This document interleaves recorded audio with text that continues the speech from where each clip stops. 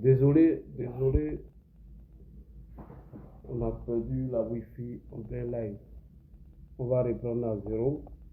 Charles Goudé et nous allons repartir à zéro. Partagez au maximum, partagez, mettez les cœurs, tapotez, partagez. On repart à zéro. On repart à zéro. C'est parti. Vous demandez de regarder la caméra, elle est où la caméra? Et dites aux Ivoiriens, Charles Goudé est-il contre le 4e mandat ou il est pour le 4e mandat? Quelqu'un m'a posé cette question dans mon bureau. Et je vous dis exactement ce que je lui ai dit. Je lui ai dit, vous parlez du 4e mandat. Est-ce qu'on peut d'abord parler du 3e? Parce qu'on ne parle pas de 4, sans parler de 3. Et quand vous, qui êtes en Côte d'Ivoire, celui qui m'interrogeait, vous étiez en train de parler du 3e mandat. Moi, j'étais en prison. Moi, j'étais à la haie. C'était en 2016. J'étais en plein procès. Je n'y étais pas. Pourquoi cette mention, justement? Je fais cette mention parce que les gens cherchent toujours des boucs émissaires pour se prévaloir de leur propre turpitude. Que j'arrive. Vous voyez,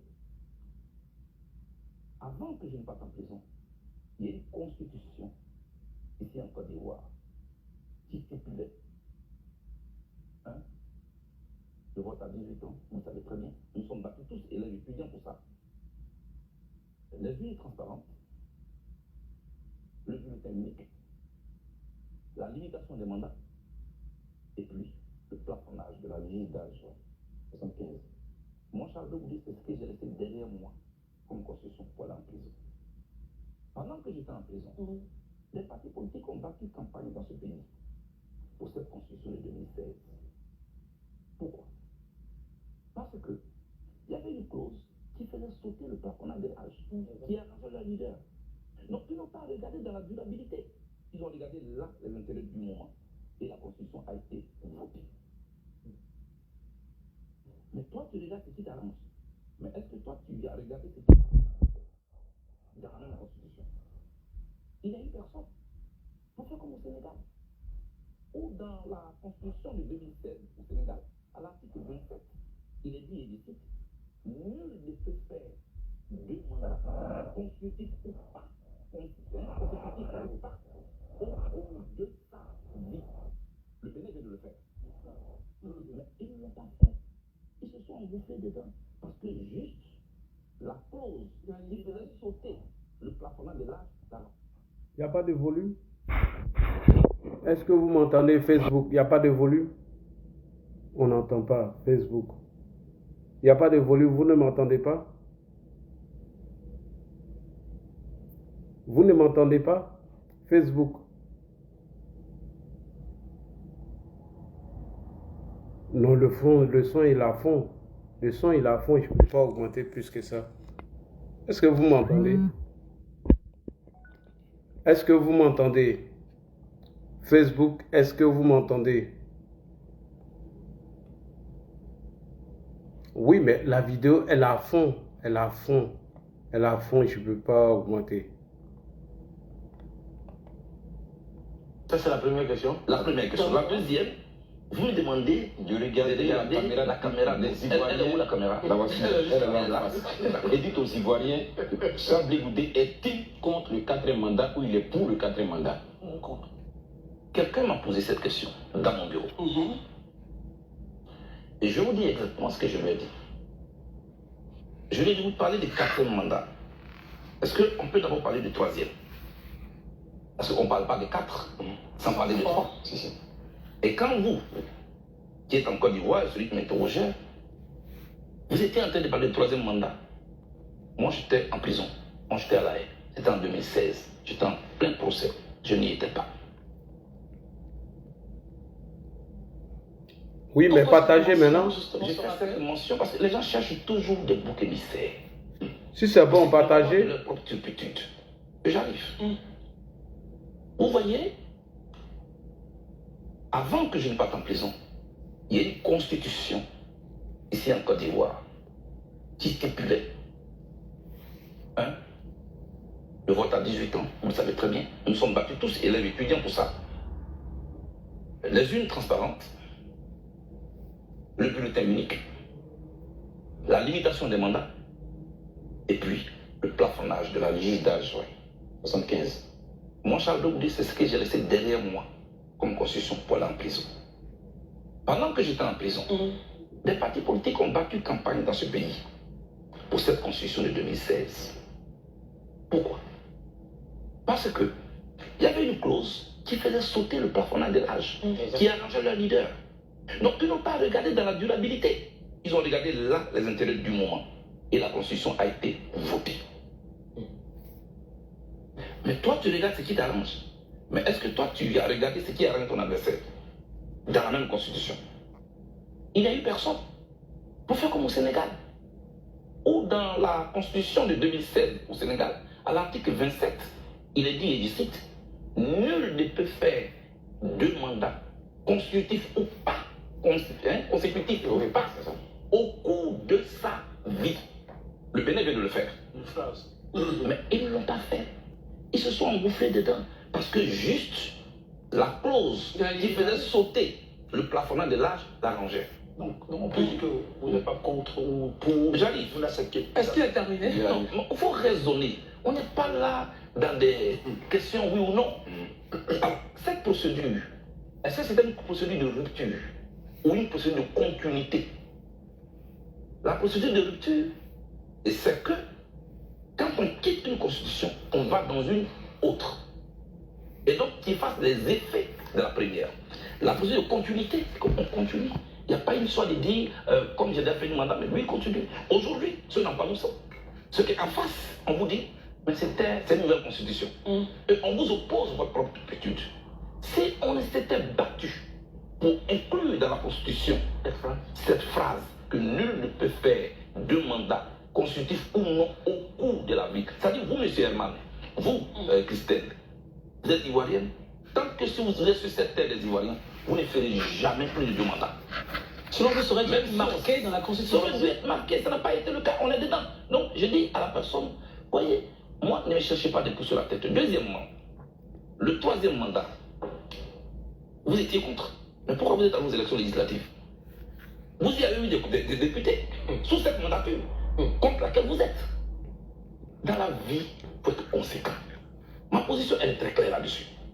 Troisièmement, je n'ai pas encore fini. Il faut qu'on épuise cette question-là. On va épuiser, allez-y, on s'en a pour ça. Troisièmement, le président de l'Assemblée nationale est élu sous cette mandature, à l'unanimité par toute l'opposition et le parti au pouvoir. Il n'y a même pas un député qui a fait prévaloir sa différence sous le 3e mandat. Donc, vous avez adoubé le 3e mandat. Vous vous êtes rendu complice du 3e mandat. Le 4e là, pourquoi vous, justement, c'est sur mon CV, moi, vous venez? Vous répondez. Moi, je n'étais pas là. Et maintenant, venons sur le 4e mandat. Tout récemment, Simone Gbagbo, qui est notre porte-parole à Cap Côte d'Ivoire, a fait un communiqué qui dit, en guise de soutien aux candidats qui n'ont pas été sur la liste électorale, dont moi-même, parce qu'on l'oublie souvent. Partagez. Nous n'allons donc pas retirer nos kits pour la collecte des parrainages. Christelle, Oui. au moment où nous on était dans cette posture, dans notre dos, les gens qu'on soutenait sont allés prendre les kits. Lesquels? Partagez. Il s'agit d'utiliser un terme, il s'agit de Babou Laurent. Ils sont allés prendre les kits. Et nous étions là, ridicules. Nous avons fait une réunion. Madame la première dame, allez prendre vos kits. Ah, c'est de là que tout s'est parti. C'est de là que tout est parti. Ouais. Et elle allait prendre sa kit. Ensuite, au-delà de prendre les kits, ils sont allés déposer leur candidature, soumettre leur dossier à une institution qui ne reconnaissait pas. Vous étiez informé Il y a un auparavant? problème. Est-ce que vous étiez informé? Non, on n'était plus là, on n'était plus dans la même coalition. Très bien. Herman, vous allez me laisser. On va vous laisser Donc, décider, s'il vous plaît. ils sont allés déposer leur dossier. Leur dossier. Si ce dossier était accepté et validé, est-ce qu'on serait assis là pour dire non? Si on est candidat, si on va aux élections, c'est comme si on accompagnait le 4e mandat. Si ce dossier était validé, non. Donc vous voyez, je regrette que ce dossier ait été rejeté, parce que pour moi, en allant déposer leur dossier, ils acceptent la voie des urnes pour obtenir l'alternance. c'est une très bonne chose. C'est une bonne opposition. Et c'est comme ça qu'on fait les choses. Et maintenant que les dossiers ont été rejetés, on se rappelle subitement que ceux dont les dossiers ont été acceptés, c'est comme s'ils accompagnaient le 4e mandat. Ce n'est pas juste à l'égard de Simone Gbagbo, ce n'est pas juste à l'égard de Domelo, ce n'est pas juste à l'égard de Bion. Ce n'est pas juste. Vous oubliez souvent Henriette Labour. Pardon, ce n'est pas juste au sujet d'Henriette Labour que je connais bien, contre qui je n'ai rien du tout. Donc c'est votre vision donc au total de... Moi je suis un homme conséquent. Dès l'instant où mon Charles Blé Goudé, j'ai fait un recours devant la CEI des Dibérois, requête rejetée. Un recours devant la CEI nationale, requête rejetée. Un recours devant les tribunaux, requête rejetée. La décision politique ne vient pas. J'ai tout de suite compris que pour les besoins de rêver, il faut que je passe à autre chose. Je vais donc regarder parmi la panoplie des candidats qui sont là, qui est le plus proche de moi, qui peut porter mes idées. Parce que tout est impersonnel. Voilà ma position et je n'ai rien contre personne. Mais je pense que c'est ce qui est conséquent. Très bien, Herman, vous avez la parole. J'ai rapidement. Ok. Bonsoir, chers frères et sœurs. Au risque de me répéter. Alors, on peut tout reprocher d'un adversaire politique, mais quand un adversaire dit la vérité, il faut l'admettre, il faut le reconnaître. Blé Goudé, ce n'est pas le fait que vous dites la vérité qui nous dérange, mais c'est la mauvaise foi de cette opposition. En allant faire acte de candidature, sachant bel et bien que Laurent Gbagbo n'est pas inscrit sur la liste électorale depuis 2020, alors c'est de légitimer leur action de soulèvement populaire. C'est de légitimer leur action de désobéissance civile. C'est de légitimer leur action de tentative de coup d'État. S'ils le savent. Mais la personne qui est derrière là, c'est Guillaume Kibafori Soro. Et je l'ai dit à plusieurs reprises. Et pourquoi il est derrière? Parce qu'aujourd'hui, il traite avec la Russie. Il veut que la Russie l'aide avec les pays de l'AES à renverser le pouvoir en place. Et lui, il va rentrer en héros. Et comme ça, on aura Wagner et tout ça chez nous. Et ils vont dissoudre les partis politiques. Et ils vont s'associer avec l'AES. C'est leur but.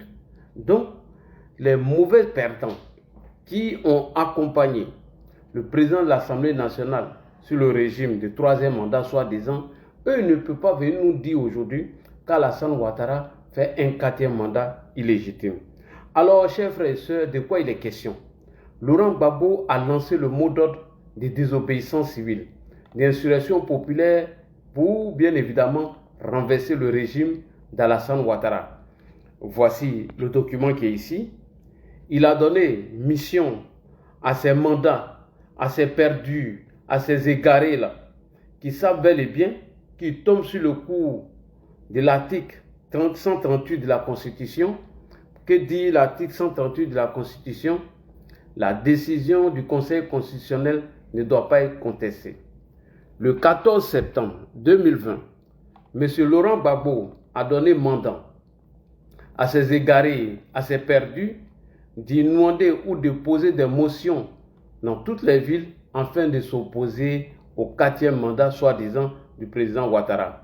Le président de la Ligue des femmes informe l'ensemble des militants et sympathisants que dans le cadre de la mobilisation générale en préparation à un éventuel mot d'ordre pour dire non au 4e mandat, plusieurs missions sont déployées ce week-end dans des communes différentes d'Abidjan.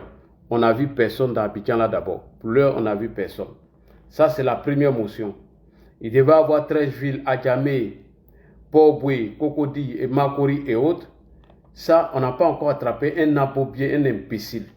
On attend ça. Deuxièmement, le deuxième communiqué qui est ici, je pense que j'ai mis le deuxième communiqué là même. Je vais voir si le deuxième communiqué est là. Si le deuxième est là, non, ça c'est le premier. On va voir, j'avais envoyé ça à quelqu'un.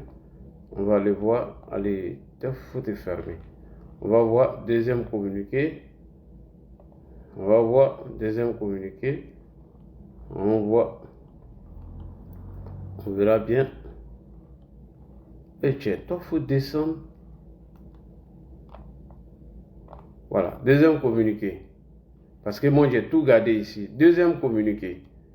Il était demandé à ses mandants de ne même pas respecter. Voilà, c'est ce qui est ici. Qu'est-ce qu'ils ont mis dans le deuxième communiqué? En conséquence, la direction du PPACI ordonne à l'ensemble de ces fédérations, d'entamer la campagne nationale de protestation en déposant ce lundi 15 septembre des motions 15 septembre auprès des préfets et de leurs départements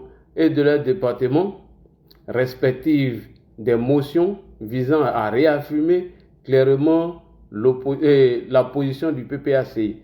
La direction du PPACI demande à l'ensemble de ces structures que sont les fédérations, les structures spécialisées, d'activer et de se tenir mobilisés et prêts pour les manifestations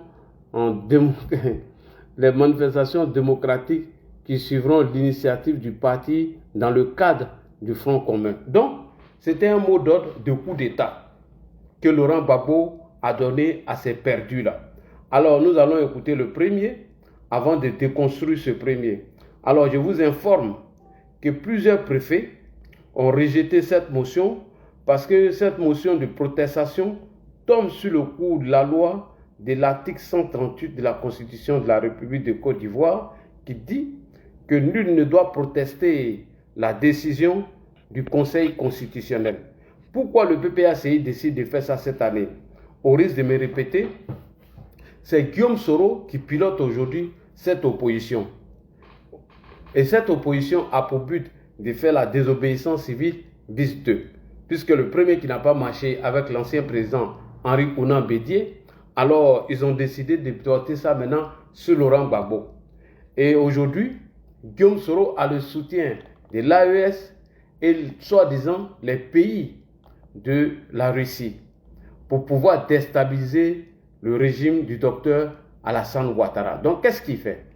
Il va voir le PPACI puisque le RHDP lui a fermé la porte quand il a envoyé une délégation pour venir faire alliance.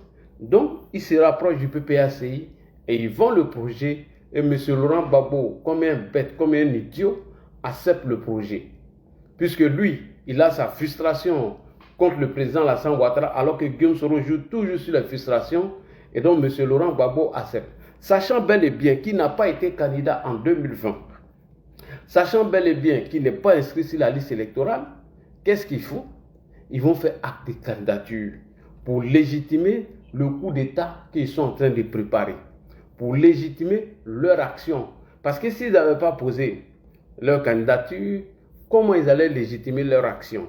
Et donc, vu tout cela, le Conseil constitutionnel a rejeté la candidature de M. Laurent Gbagbo qui a demandé à ces perdus, à ces égarés-là, de faire des motions ou de faire des manifestations pour protester, soi-disant le 4e mandat dont Charles Blé Goudé vient de démontrer. On va écouter le représentant du PPACI dans le Guémon, je crois bien, hein. On va donner chaque ville, parce que tous les préfets n'ont pas accepté. Maintenant, on attend le premier bâtard qui va mettre son pied dehors. Et c'est là que tout va commencer. Alors, nous allons écouter le représentant du PPACI après le dépôt de motion de protestation de la coordination de Diokwe, sous-préfecture Diokwe, à la préfecture ce lundi 15 septembre 2020. On l'écoute et après on va le déconstruire. Parce que dans ses propos, il y a plein de mensonges dedans que nous allons déconstruire ça rapidement. On écoute les représentants du PPACI parce qu'il y a certains que pour eux ont été refusés. On écoute le représentant du PPACI à Douekoué. C'est parti. Merci beaucoup, camarade Amadou Doumbia. Merci. Ce lundi 15 septembre 2025, nous sortons de l'administration préfectorale où nous sommes venus déposer la motion de protestation rapide de Laurent Gbagbo et le PPACI sur les derniers événements que nous connaissons. Savoir que Laurent Gbagbo a réuni n'a pas réussi à obtenir 1% de parrainage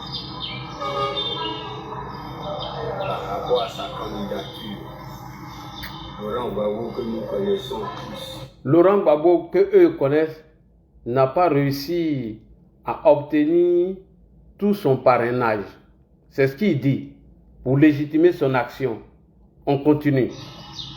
Il dit ici que lui s'est plaint parce que il estime que Laurent Gbagbo n'a pas eu tout son parrainage, dont Laurent Gbagbo qui est un homme populaire dont lui ne croit pas. On va lui apporter des preuves ici. Ok, on écoute. Laurent Gbagbo emprisonné à la haie, qui a fait déferler des milliers et des milliers de citoyens, de patriotes, de démocrates à travers le monde. Laurent Gbagbo, qui a atterri à l'aéroport international de Port-Boué le 17 juin 2021. Dieu seul sait combien de monde cela a traîné. Laurent Gbagbo, qui a organisé la première fête de la Renaissance à Yopougon. On sait la grandeur de la mobilisation qu'il y a eu. Ensuite, il y a eu la fête de la Renaissance à Beauville. Plus récemment, à Dabou, la marche du 9 août 2025. Le meeting Kokoko du 16 août 2025, c'est Laurent Gbagbo qui ne peut pas rassembler 90 000 personnes sur le plan national.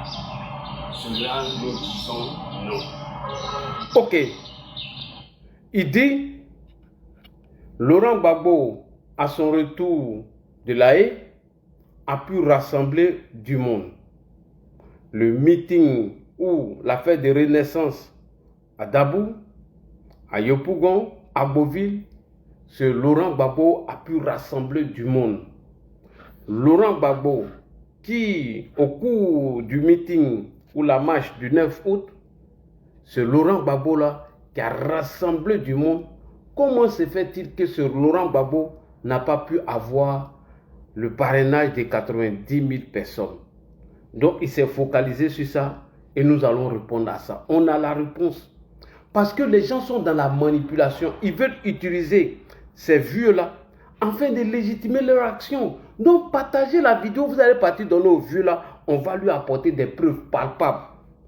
Avec un communiqué du PPACI elle-même. C'est très important, les frères.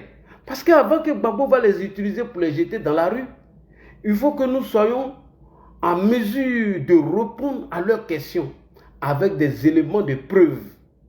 Et vous verrez que ce Gbagbo est vomi par des Ivoiriens, que c'est un populiste, c'est un menteur. Donc, chers frères, on t'écoute, tu as énuméré des faits, tu dis que M. Laurent Gbagbo, à son retour de La Haye, il a drainé du monde. M. Laurent Gbagbo, lors de la fête de Renaissance à Yopougon, a drainé du monde. M. Laurent Gbagbo, lors de la fête de Renaissance à Dabou et à Beauville, qui a pu réunir ce monde, sans oublier le Kokoko et la marche du 9. Comment se fait-il que ce Laurent Gbagbo n'a pas pu avoir 90 000 parrainages? On va te répondre. 90 000 personnes sur le plan national. Sur le plan national. Là, nous disons non. Fait d'organisation, de recensement de militants, de fichiers de militants. De fichiers de militants. Mettons toute modestie de côté, le PPACI est l'un des partis les mieux organisés ici en Côte d'Ivoire. Alors, pourquoi ces motions de protestation? Mais pour dire à l'intelligence humaine que la vérité et la justice ne s'interprètent pas. La vérité et la justice ne s'interprètent pas. C'est bon, mon frère. Chacun a sa guise. Mon frère, on va répondre d'abord à ta question. Voilà, après tout ce que tu as dit ne nous intéresse pas. Ok? On va répondre à sa question. Alors, chers frères et sœurs, je vais vous présenter ici des preuves. Le parrainage citoyen à député, ça a commencé le 1er juillet 2025. Je vais vous présenter ça d'abord. Pour vous montrer que Laurent Gbagbo, qu'on fait croire qu'il est populaire, qu'il est aimé que tout le monde, c'est archi faux. C'est un mensonge et c'est une manipulation. Laurent Gbagbo, qu'on dit qu'il est populaire et que ce Laurent Gbagbo, c'est l'homme qui rassemble tout, que tous les Ivoiriens sont acquis à sa cause, c'est un mensonge. Un mensonge même de la part de Gbagbo lui-même. C'est lui-même qui va vous apporter les preuves. Et non, là, dit, hein, les preuves que je vais vous montrer ici, je ne vais pas aller les chercher au RHDP. C'est au PPACI que je vais aller chercher ça. Les preuves dont je vais vous présenter tout à l'heure. Je tourne mes caméras. Donc ce monsieur se plaint. Il dit, comment se fait-il que ce Laurent Gbagbo populaire qui est bien structuré avec un parti politique bien organisé, eux ils ne peuvent pas rassembler 90 000 parrainages sur l'étendue du territoire national et que cela n'est pas vrai. Voilà ici, je reviens encore. Présidentielle 2025, l'opération des collectes, des parrainages et des candidats débute ce samedi 1er juillet 2025 et s'achève le 26 août 2025. Tout le monde a vu ça. Ok. Le 11 août, écoutez très bien ce que j'ai dit. Le parrainage s'achève le 26 août. Le 11 août 2025, c'est-à-dire 1 mois, 11 jours après le début du parrainage citoyen, le PPACI a produit un communiqué stipulant qu'à la date du 11 août 2025, les collecteurs de PPACI du parrainage ont produit seulement que 10 régions. Je répète, 10 régions de parrainage. Je répète encore. Le PPACI a produit un communiqué le 11 août 2025. Les collecteurs du PPACI de parrainage ont produit seulement que 10 régions de parrainage. Alors que la fin des parrainages est prévue pour le 26 août. C'est-à-dire il reste quelques jours. Ce qui veut dire que 2 semaines avant la fin des parrainages, le PPACI a produit un communiqué stipulant qu'à la date du 11 août, ils ont pu collecter seulement que 10 régions. Laurent Gbagbo qui est populaire, Laurent Gbagbo que les Ivoiriens aiment, qui pouvait boucler ce parrainage en 48 heures, n'a pas pu le faire. Voici le communiqué qui est là. Le communiqué est là. PPACI. Gbagbo qui est plus populaire que tout le monde. On lance la collecte des données du parrainage le samedi 1er juillet. En 48 heures, c'est déjà bouclé. Si Gbagbo est aimé que tout le monde. Gbagbo qui est le plus puissant, qui est le plus fort, qui a la caution des Ivoiriens.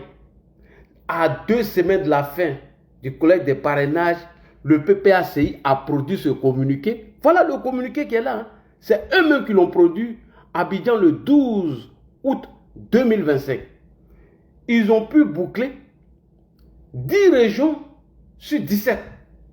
Donc, c'est le Cavali, le Gore, le Grand Pont et Ambol, Osassandra, Lodjibois, Marawe, Yamsokro, Indéni Dioablin et Nawa.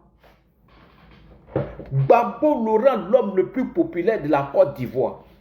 Gbagbo Laurent, qui pouvait boucler le parrainage en 48 heures, Gbagbo n'a pas pu avoir tout le parrainage. Ça dit qu'il reste 2 semaines. Ils ont produit ce communiqué. Donc quand tu viens nous dire que Laurent Gbagbo est l'homme le plus populaire en Côte d'Ivoire et qu'il n'a pas pu avoir tout son parrainage, mais mon frère, voici la vérité qui vient de vous.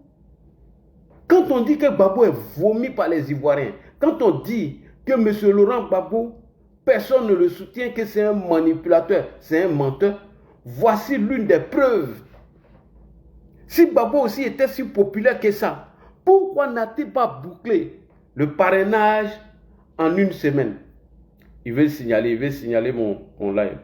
Il veut signaler, j'ai bloqué les commentaires. Il veut signaler, voilà. J'ai enlevé les commentaires. Je vais enlever les commentaires. Voilà, j'ai enlevé les commentaires. Il veut signaler. Ils sont en train de signaler. Voici la question, les gars. Voici la question. Vous avez vu ce document produit par le PPA d'Igbe de M. Laurent Gbagbo. Gbagbo, l'homme le plus populaire. Gbagbo, l'homme le plus aimé. Il n'a même pas pu avoir son parrainage en 48 heures. Qu'est-ce qu'il y a? Qu'est-ce qui s'est passé avec mon titre?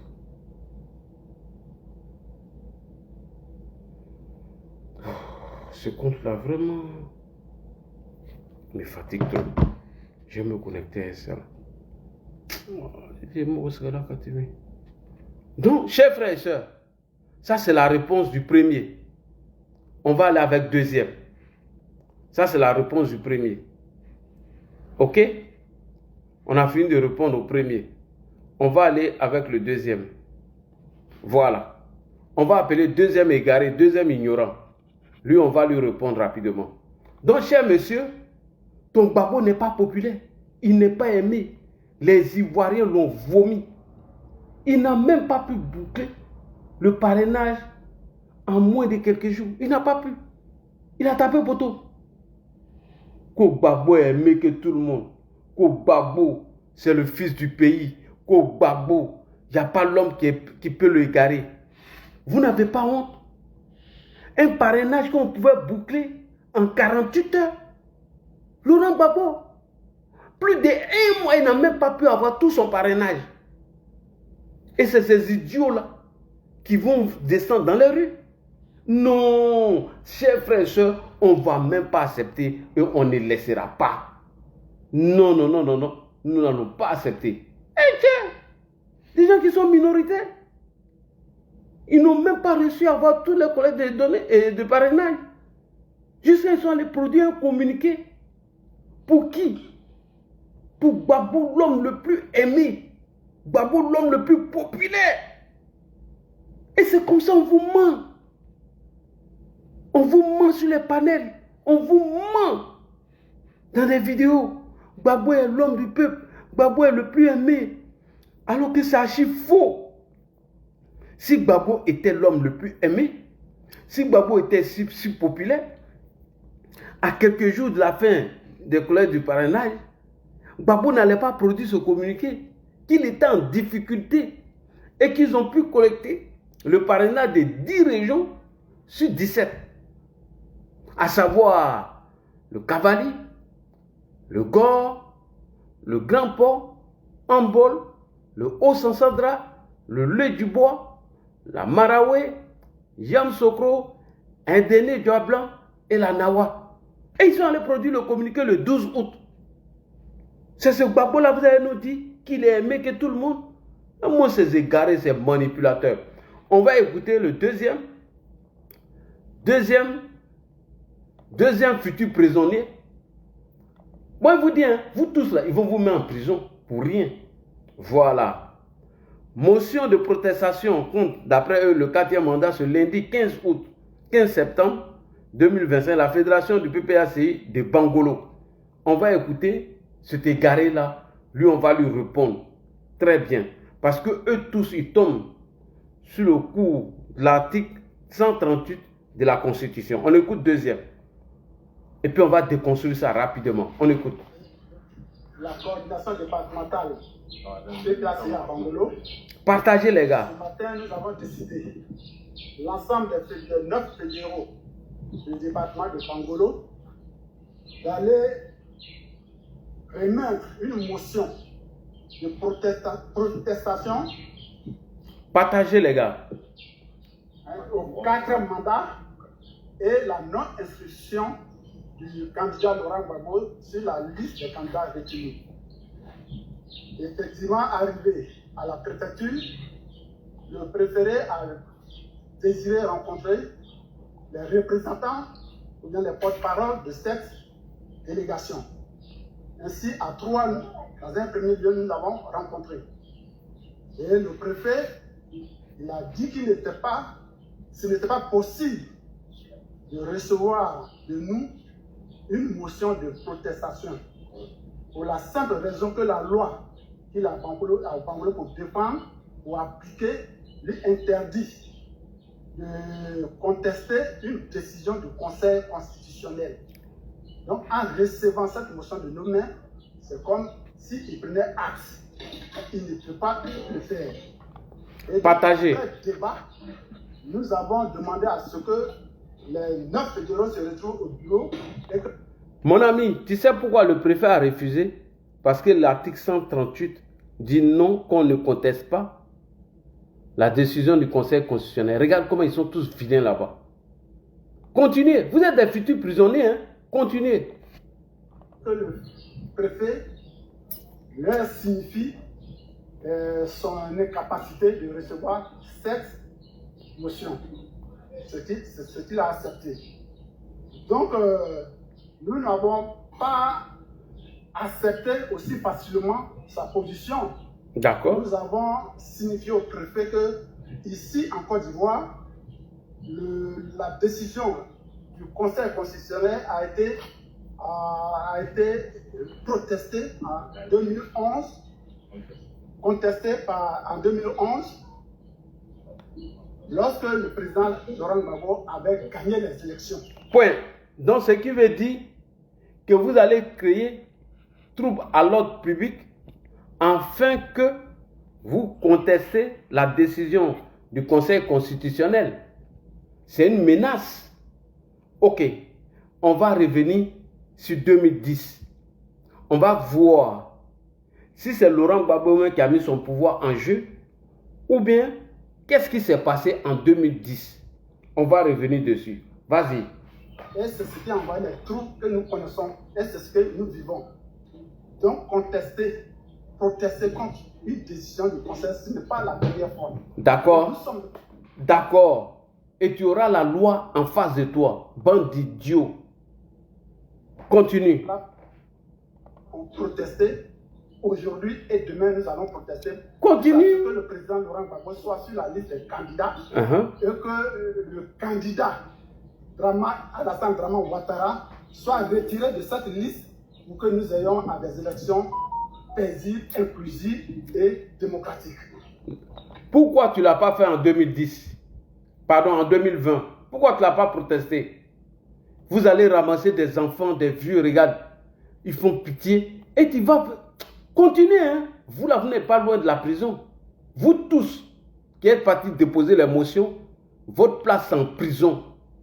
Allez-y.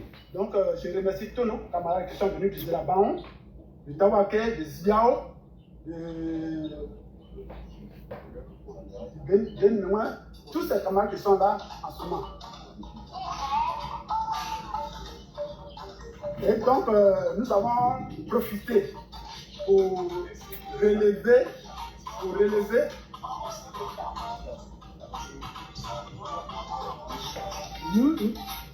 nous avons profité pour échanger sur certains points qui font partie de nos préoccupations. La première préoccupation, c'est l'insécurité. Aujourd'hui, nous sommes à Bangolo. Dans tous les départements, les responsables PPACI sont menacés. C'est bien même. Vous êtes menacés, non? On ne vous a pas encore jeté en prison. Bande d'idiots, imbéciles. On suppose que ce sont des rumeurs. Mais certains des gens sont partis de leur domicile parce que j'aurais appris qu'on viendrait les arrêter. Donc nous savons. Ah bon? Vous fuyez votre maison. Arrêtez-vous. Arrêtez-vous. Ils vont vous mettre, vous tous, en prison. Parce que ce que vous faites là, vous tombez sur le coup de la loi. Vous tous. Arrêtez-vous seulement. Dis au préfet qu'il est là pour garantir notre sécurité. Le préfet n'est pas là pour ça. Il n'est pas là pour ça. Non, non, non, non, pardon, pardon. Ferme ton micro, s'il te plaît, s'il te plaît. Je suis trop concentré. S'il te plaît. S'il te plaît. Elle n'a pas muté son micro. Lui qui en parle, elle n'a pas muté son micro. S'il te plaît. Ah bon? Vous dites que vous êtes menacé d'arrestation. Mais ce que vous avez fait là, vous avez enfreint à la loi. l'article 138 de la Constitution. Ok, on continue. Mais certains déjà sont partis de leur domicile parce que j'aurais appris qu'on viendrait les arrêter. Donc nous avons dit au préfet qu'il est là pour garantir notre sécurité. Ce que nous connaissons en politique, notre démarche a été toujours démocratique. D'accord. Nous ne travaillons pas, nous n'avons pas les armes. Nous parlons. Ok. Et cette démarche-là, ce n'est pas d'accord. condamné par la Constitution. Ok. Donc, ce point-là, le préfet a pris acte et il nous a remis son contact officiel. Dit que, dans toutes circonstances, de l'appeler. Ok. Nous sommes ravis sur ce point. D'accord. Tu dis que vous êtes menacé d'arrestation. Tu sais pourquoi? Je vais te montrer ce que vous venez de faire là. Et que Gbagbo vous a trahi, vous a envoyé là-bas. Voilà. Vous tombez sur ça, sur le coup de la loi, l'article 138 de la Constitution. L'idiotie que tu viens de faire là, vous toujours serez arrêté. Je vous dis en même temps la vérité. Voilà. On écoute ici Guillaume Bato. D'abord, il faut dire que contester les décisions du Conseil constitutionnel, c'est une infraction. C'est pas vrai du tout. Si. C'est pas vrai du tout. Alors, s'il vous plaît, non, mais Augustin, vous avez parlé, personne ne vous interrompt. De grâce, s'il vous plaît, nous sommes au début de l'émission. Quand l'un a la parole, il faut le laisser développer. Alors, vous me donnez la balle au bon. Je veux préciser que selon l'article 138 de la Constitution, toute contestation de la décision du Conseil constitutionnel, de quelque façon que ce soit, par les pouvoirs publics ou par les personnes morales, est interdite. Donc ce plateau ne sert pas... Ah si, s'il vous plaît, j'ai pas fini de parler. Oui, je sais, Ali, tu as raison, mais... Augustin, vous me laissez finir. Après, vous aurez le temps de réagir. Ce que je veux dire, c'est qu'on peut se prononcer pour chercher à comprendre. Vous avez fait un très bon développement, Augustin Couillou, pour chercher à savoir qu'est-ce qui s'est passé pour qu'un candidat comme Assalé Tiroko passe de 40 000 à 33 000. On peut se poser des questions sans remettre en cause la décision, parce qu'à ce moment-là, effectivement, nous-mêmes, en tant que chaîne de télévision, on peut tomber sous le coup de cette loi. Donc, de grâce, messieurs, l'idée, c'est pas de contester, c'est de poser des questions essentielles pour la perception de nos concitoyens. Cela ayant été dit, Augustin, vous allez réagir tout à l'heure. J'avais donné la parole à Guillaume Bato. Que j'allais citer. Voilà. C'est une infraction. Simple. Donc, monsieur Abangolo, là, que tu dis, on veut t'arrêter, je vous ai prévenu. Si vous jouez les idiots, jouez-vous les idiots. Même Abiba Touré, on peut l'arrêter si elle conteste la décision du Conseil constitutionnel. Tu sais pourquoi Gbagbo vous a envoyé pour aller faire ça? Il vous prépare à faire un coup d'état que Guillaume Soro lui a donné l'idée. Guillaume Kibafori Soro lui a demandé de faire acte de candidature. Et lorsque sa candidature serait rejetée, vous les égarez là, ils vont vous utiliser pour sortir dans les rues. Alors que vous allez faire face à la police. Donc, monsieur, vous tombez sur le coup de la loi et vous allez faire face à la loi et vous allez répondre. Donc, arrêtez de pleurer sous prétexte que vous êtes menacé. Vous dites que la décision du Conseil constitutionnel est susceptible de recours, que parce qu'on a vu ça dans notre pays. Ah bon? Parce que Laurent Gbagbo a refusé de partir. C'est ce qui nous a envoyé dans cette crise. Parce que Laurent Gbagbo n'a pas gagné les élections. C'est ce qui a envoyé la crise. Donc vous allez créer la même crise afin que le Conseil constitutionnel revienne sur la décision. C'est ce que vous êtes en train de dire. C'est une menace. Quand vous dites que la décision du Conseil constitutionnel est susceptible de recours, mais il y a une crise.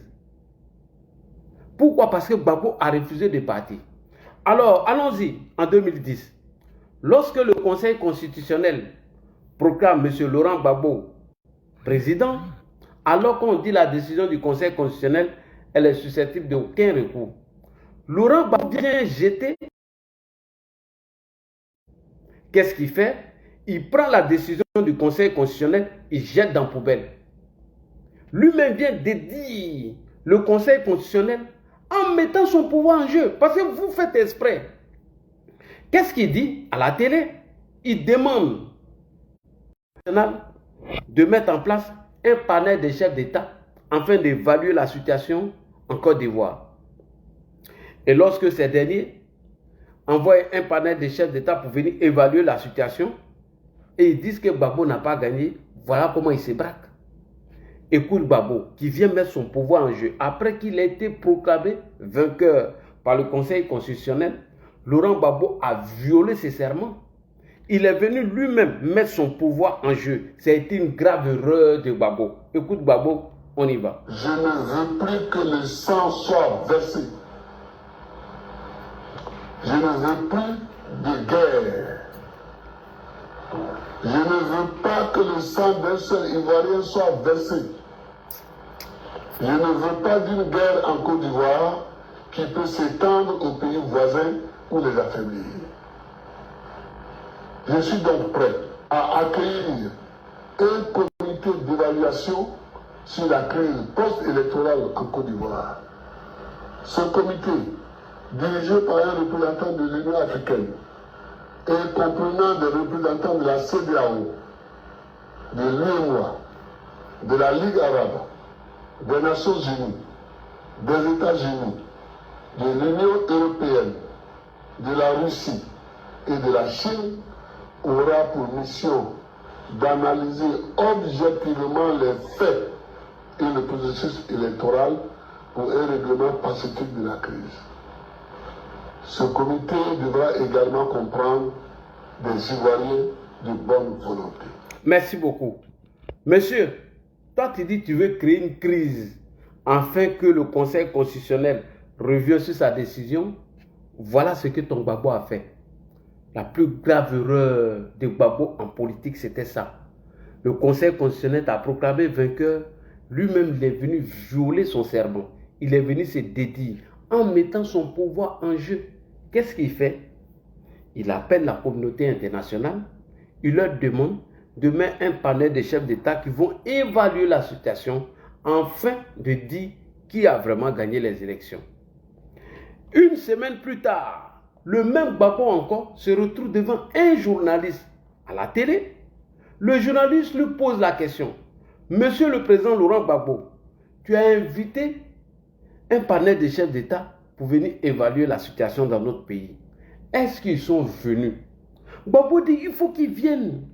Il faut qu'ils arrivent. Parce que les Ivoiriens ont voté. Ils veulent savoir la vérité. Tu aimes Gbagbo, tu n'aimes pas Gbagbo, ça c'est pas ton problème. Il faut que ces gens-là viennent évaluer la situation afin qu'on puisse savoir la vérité. Gbagbo le dit encore devant un journaliste. Une semaine après son discours à la RTI. Écoutez bien Laurent Gbagbo. Excellence, dans votre adresse la semaine passée à la Nation, je pense que vous avez invité certains pays du monde entier, à savoir la Chine, les États-Unis, la Russie, l'Union européenne, pour venir en Côte d'Ivoire pour une enquête d'évaluation. Et est-ce que jusque-là, un pays a répondu à cet appel? Oui, je suis assez optimiste. Il y a certains qui ne vont pas peut-être accepter, mais il y a beaucoup d'autres qui vont accepter. Et donc, mais il faut qu'on recherche la vérité. Parce que les gens s'excitent parce qu'ils ne veulent pas la vérité. Une fois qu'on sait la vérité, il n'y a plus de débat. Voilà. Tu peux toujours dire j'aime Gbagbo ou bien je n'aime pas Gbagbo, ça c'est ton problème, c'est ton appréciation. Tu aimes Gbagbo, c'est ton appréciation. Tu n'aimes pas Gbagbo, c'est ton appréciation. Mais la vérité, les Ivoiriens ont été votés le 28 novembre pour le deuxième tour. Ils ont élu qui? Point. Les Ivoiriens ont été votés le 28 novembre. Ils ont élu qui? Voici les raisons qui amènent Gbagbo à inviter le palais des chefs d'État afin d'évaluer la situation. Vas-y Gbagbo, c'est très bien. C'est ça qui est le fond de la question. Les Ivoiriens ont été votés le 28 novembre. 28 novembre. Ils ont élu qui? Qui? Et il faut que cette question soit tranchée. Parce que les gens parlent, mais ils fuient cette question. Oh, c'est la seule question qu'il faut poser. Les gens parlent, il faut qu'ils répondent à cette question et c'est la seule question où les gens doivent parler. Les Ivoiriens ont été votés le 28 novembre 2010. Ils ont élu qui? Qui a été élu? Voici la question de Gbagbo. Gbagbo repose la question. Il dit, les Ivoiriens sont allés voter le 28 novembre 2010. Qui a gagné ces élections? Voilà. Et puis, non, il a déjà précisé ça. Parce que Gbagbo, il revient sur cette décision alors que le Conseil constitutionnel l'avait déjà investi. Alors que le Conseil constitutionnel l'avait déjà proclamé président. Mais tu ne peux pas être investi par le Conseil constitutionnel et prêter serment et tu reviens encore mettre ton pouvoir en jeu. Gbagbo, ton pouvoir encore tu veux remettre en jeu, tu demandes à ce qu'un panel de chefs d'État vienne évaluer la situation et dire qui a réellement gagné les élections. Une semaine encore, tu récidives devant un journaliste, tu reviens encore sur la question. Tu dis, il veut qu'on tranche la vérité. On n'a qu'à dire la vérité. Les Ivoiriens ont été votés le 28 novembre. Qui ils ont élu? C'est la question. Mais moi, je ne comprends pas, Gbagbo. Toi, tu dis que tu as gagné une élection et tu as été déjà investi par le Conseil constitutionnel. Et le président Alassane Ouattara n'a pas respecté cette décision du Conseil constitutionnel. D'après toi. Mais pourquoi toi, tu viens mettre le pouvoir en jeu maintenant? Pourquoi tu viens mettre le pouvoir en jeu? Et donc, Gbagbo maintenant fait appel à cette communauté internationale. Il demande à ce qu'on mette un panel de chefs d'État pour venir évaluer la situation. Eux, ils arrivent, ils font leur enquête, ils disent que c'est Ouattara qui a gagné et lui, c'est brave, il ne veut pas partir. On écoute ici l'orchestre. L'ancien président sud-africain Thabo Mbeki débarque à Abidjan le 5 janvier 2011 avec son manteau de médiateur. Personne, ni même le plus naïf des observateurs, ne s'attendait à un dénouement immédiat et négocié de la crise née du seul refus de Laurent Gbagbo de reconnaître sa défaite. De Thabo Mbeki à la 265e session du Conseil de paix et de sécurité de l'UA, que de conciliabules, que de réunions, que de forats sur le conflit post-électoral en Côte d'Ivoire. L'on est parti d'abord par cercle concentrique avec la communauté économique des États de l'Afrique de l'Ouest, qui a dépêché Olusegun Obasanjo du Nigeria. Ni le charisme, ni le tact diplomatique de l'ancien président du Nigeria n'auront réussi à faire entendre raison à Laurent Gbagbo. Loin de se décourager, la CEDEAO envoie une autre délégation composée de 4 chefs d'État en exercice. Ces derniers firent 2 fois le déplacement à Abidjan.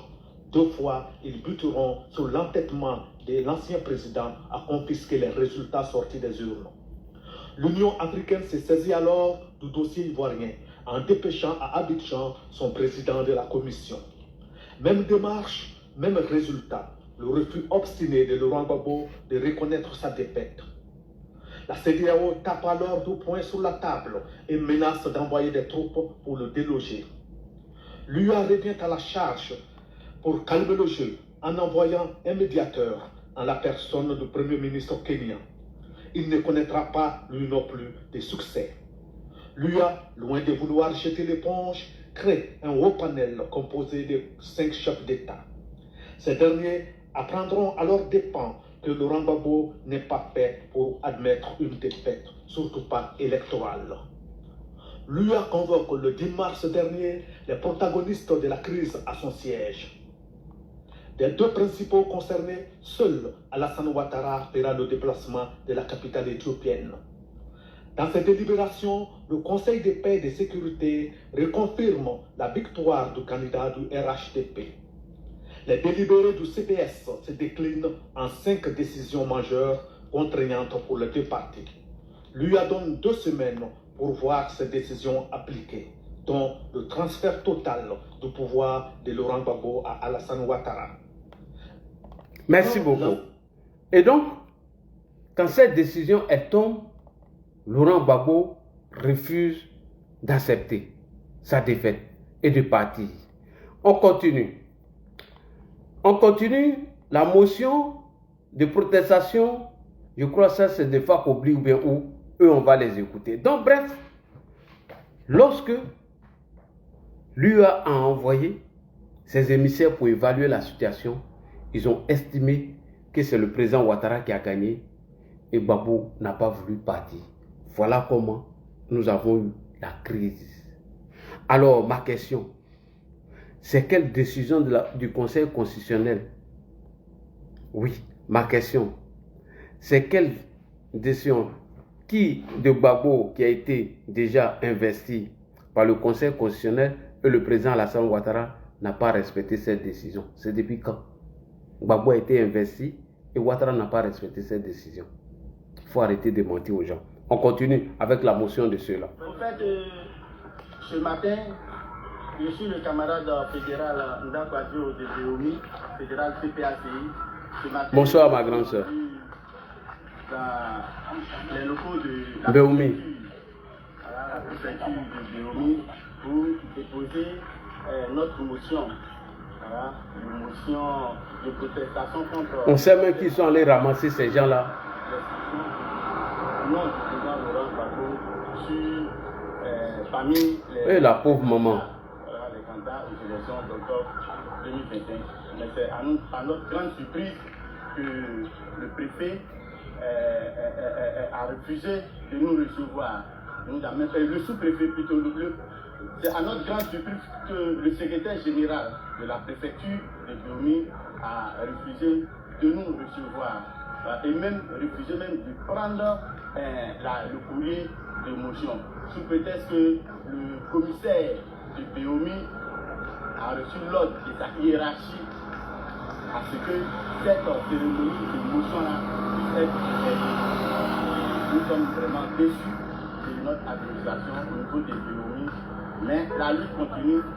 Nous allons mener le combat et nous disons merci au président Laurent Gbagbo, car le président Laurent Gbagbo peut toujours compter sur les militants PPACI de Béomi. Vive le président Laurent Gbagbo et la victoire. Nous allons avoir la victoire dans ce combat-là. Merci bien, chers camarades. C'est un peu notre objectif. Merci, que Dieu bénisse la Côte d'Ivoire. Ok. On va partir pour faire Kobli. Jouez seulement, hein. Jouez les idiots. Ça, c'est faire Kobli. Jouez les idiots, hein. Jouez les idiots. nous a demandé l'objet de notre et nous avons dit que nous sommes venus voir le préfet en tant que le représentant du chef de l'État pour déposer en ses mains la motion de protestation contre la décision du Conseil constitutionnel de la République de Côte d'Ivoire. Et c'est des vieux, hein? Décision excluant notre candidat Laurent Gbagbo de la liste électorale et confirmant la candidature au 4e mandat anticonstitutionnel d'Alassane Ouattara. Ils ont pris bonne note et nous avons demandé qu'ils nous reviennent. Ils remettent donc en ses mains notre motion. Le préfet nous a dit qu'il a reçu les instructions de la hiérarchie, stipulant qu'ils peuvent nous recevoir, nous pouvons lire même notre motion devant eux, mais qu'ils ne vont pas réceptionner. Suite à cela, nous avons demandé au préfet de permettre que nous fassions la lecture, ce qui paraissait peut-être impossible. Mais il a permis que nous lisions la motion des protestations devant lui et le corps préfectoral. Suite à cela, nous avons encore plaidé pour que nous retrouvions sur le perron de la préfecture avec tous nos camarades qui sont restés dans l'antichambre afin de faire la lecture solennelle de la motion de protestation.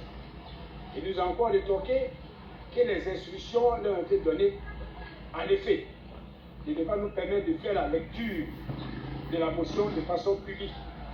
Donc, camarades du CA, transmettez donc à la hiérarchie que la coordination de FACOBLI avec les 5 fédéraux, nous avons fait ce que nous avons à faire. La motion, elle a été signée, elle a été lue, donc nous tenons à vous faire le compte rendu sur ça. Nous tenons donc à votre disposition pour le mot d'ordre à venir. Je vous remercie.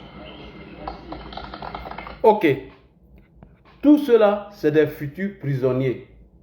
Et je préfère prévenir les gens. Eux tous sont tombés sur le coup de la loi, de l'article 138.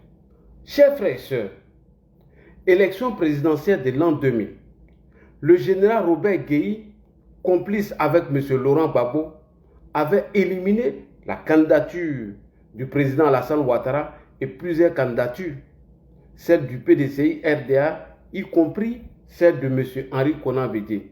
C'est vrai que le président Alassane Ouattara avait manifesté son mécontentement, mais il n'a pas commencé ou n'a pas dit en ne reconnaissant pas la légitimité de Laurent Gbagbo. C'est vrai, il a dit que je ne suis pas content, je ne reconnais pas la légitimité de Laurent Gbagbo. Mais il n'a jamais lancé de mot d'ordre. Il n'a pas appelé ses militants, dans les rues. Au contraire, il a appelé ses militants au calme. À l'an 2000, Gueye Robert, Laurent Gbagbo ont manipulé Tiakone à l'effet d'éliminer le président Alassane Ouattara. Mais le président Ouattara n'a pas appelé ses militants dans la rue. Il n'a pas demandé ses militants de descendre dans les rues. Allons-y à l'an 2000. Vous allez voir le mot d'ordre. Si Alassane Ouattara a donné le mot d'ordre, il a appelé ses militants au calme. On écoute. En Côte d'Ivoire, l'annonce hier soir des candidats retenus pour l'élection présidentielle a été rejetée la candidature de l'ancien Premier ministre Ouattara ainsi que celle de tous les représentants de l'ancien parti au pouvoir. Une annonce qui n'a suscité aucun débordement. Éric Meunier, Roger Mott. Abidjan, comme toute la Côte d'Ivoire, vient à peine de s'installer dans sa première nuit de couvre-feu, qu'à la télévision nationale, le président de la Cour suprême donne lecture de la liste tant attendue, tant redoutée. Rejeté comme non conforme à la loi les déclarations de candidature de Alassane Ouattara, Bombé Émile Constant. Exit l'ancien Premier ministre d'Houphouët-Boigny, Alassane Ouattara. Exit le président déchu Henri Konan Bédié. Hormis le socialiste Laurent Gbagbo, tous les principaux adversaires du chef de la junte, le général Gueye, sont éliminés de la course à l'élection présidentielle. L'éviction d'Alassane Ouattara était attendue. Appelant ses partisans au calme, l'intéressé n'en dénonçait pas moins ce matin une injustice, ôtant par avance toute légitimité au scrutin du 22 octobre prochain. J'espère que la communauté internationale saisira cet élément de trucage et que par conséquent toutes les conclusions pourraient être tirées.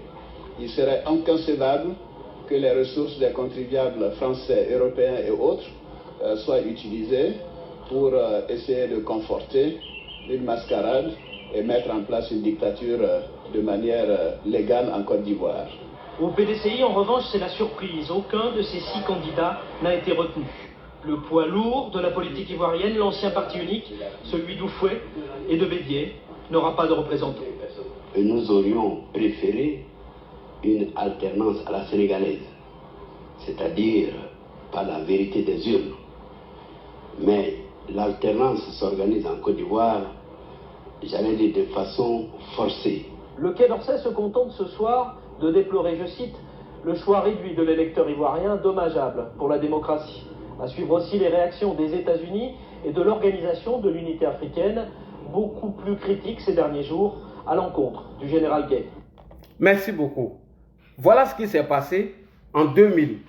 Le général Robert Gueye, Gbagbo, ont manipulé les gens et ils ont écarté Alassane Ouattara, Henri Konan Bédié. Le président Alassane Ouattara n'a pas donné de motion de protestation à tout le monde. Il a appelé ses militants au calme. Et pareil pour Henri Konan Bédié, il a dénoncé la décision du Conseil constitutionnel. Il a dit qu'il ne va pas reconnaître la légitimité du scrutin, mais il n'a pas donné de mot d'ordre à ses militants. Henri Konan Bédié ne l'a pas fait, Alassane Ouattara ne l'a pas fait. Gbagbo, il est qui? Il n'est rien.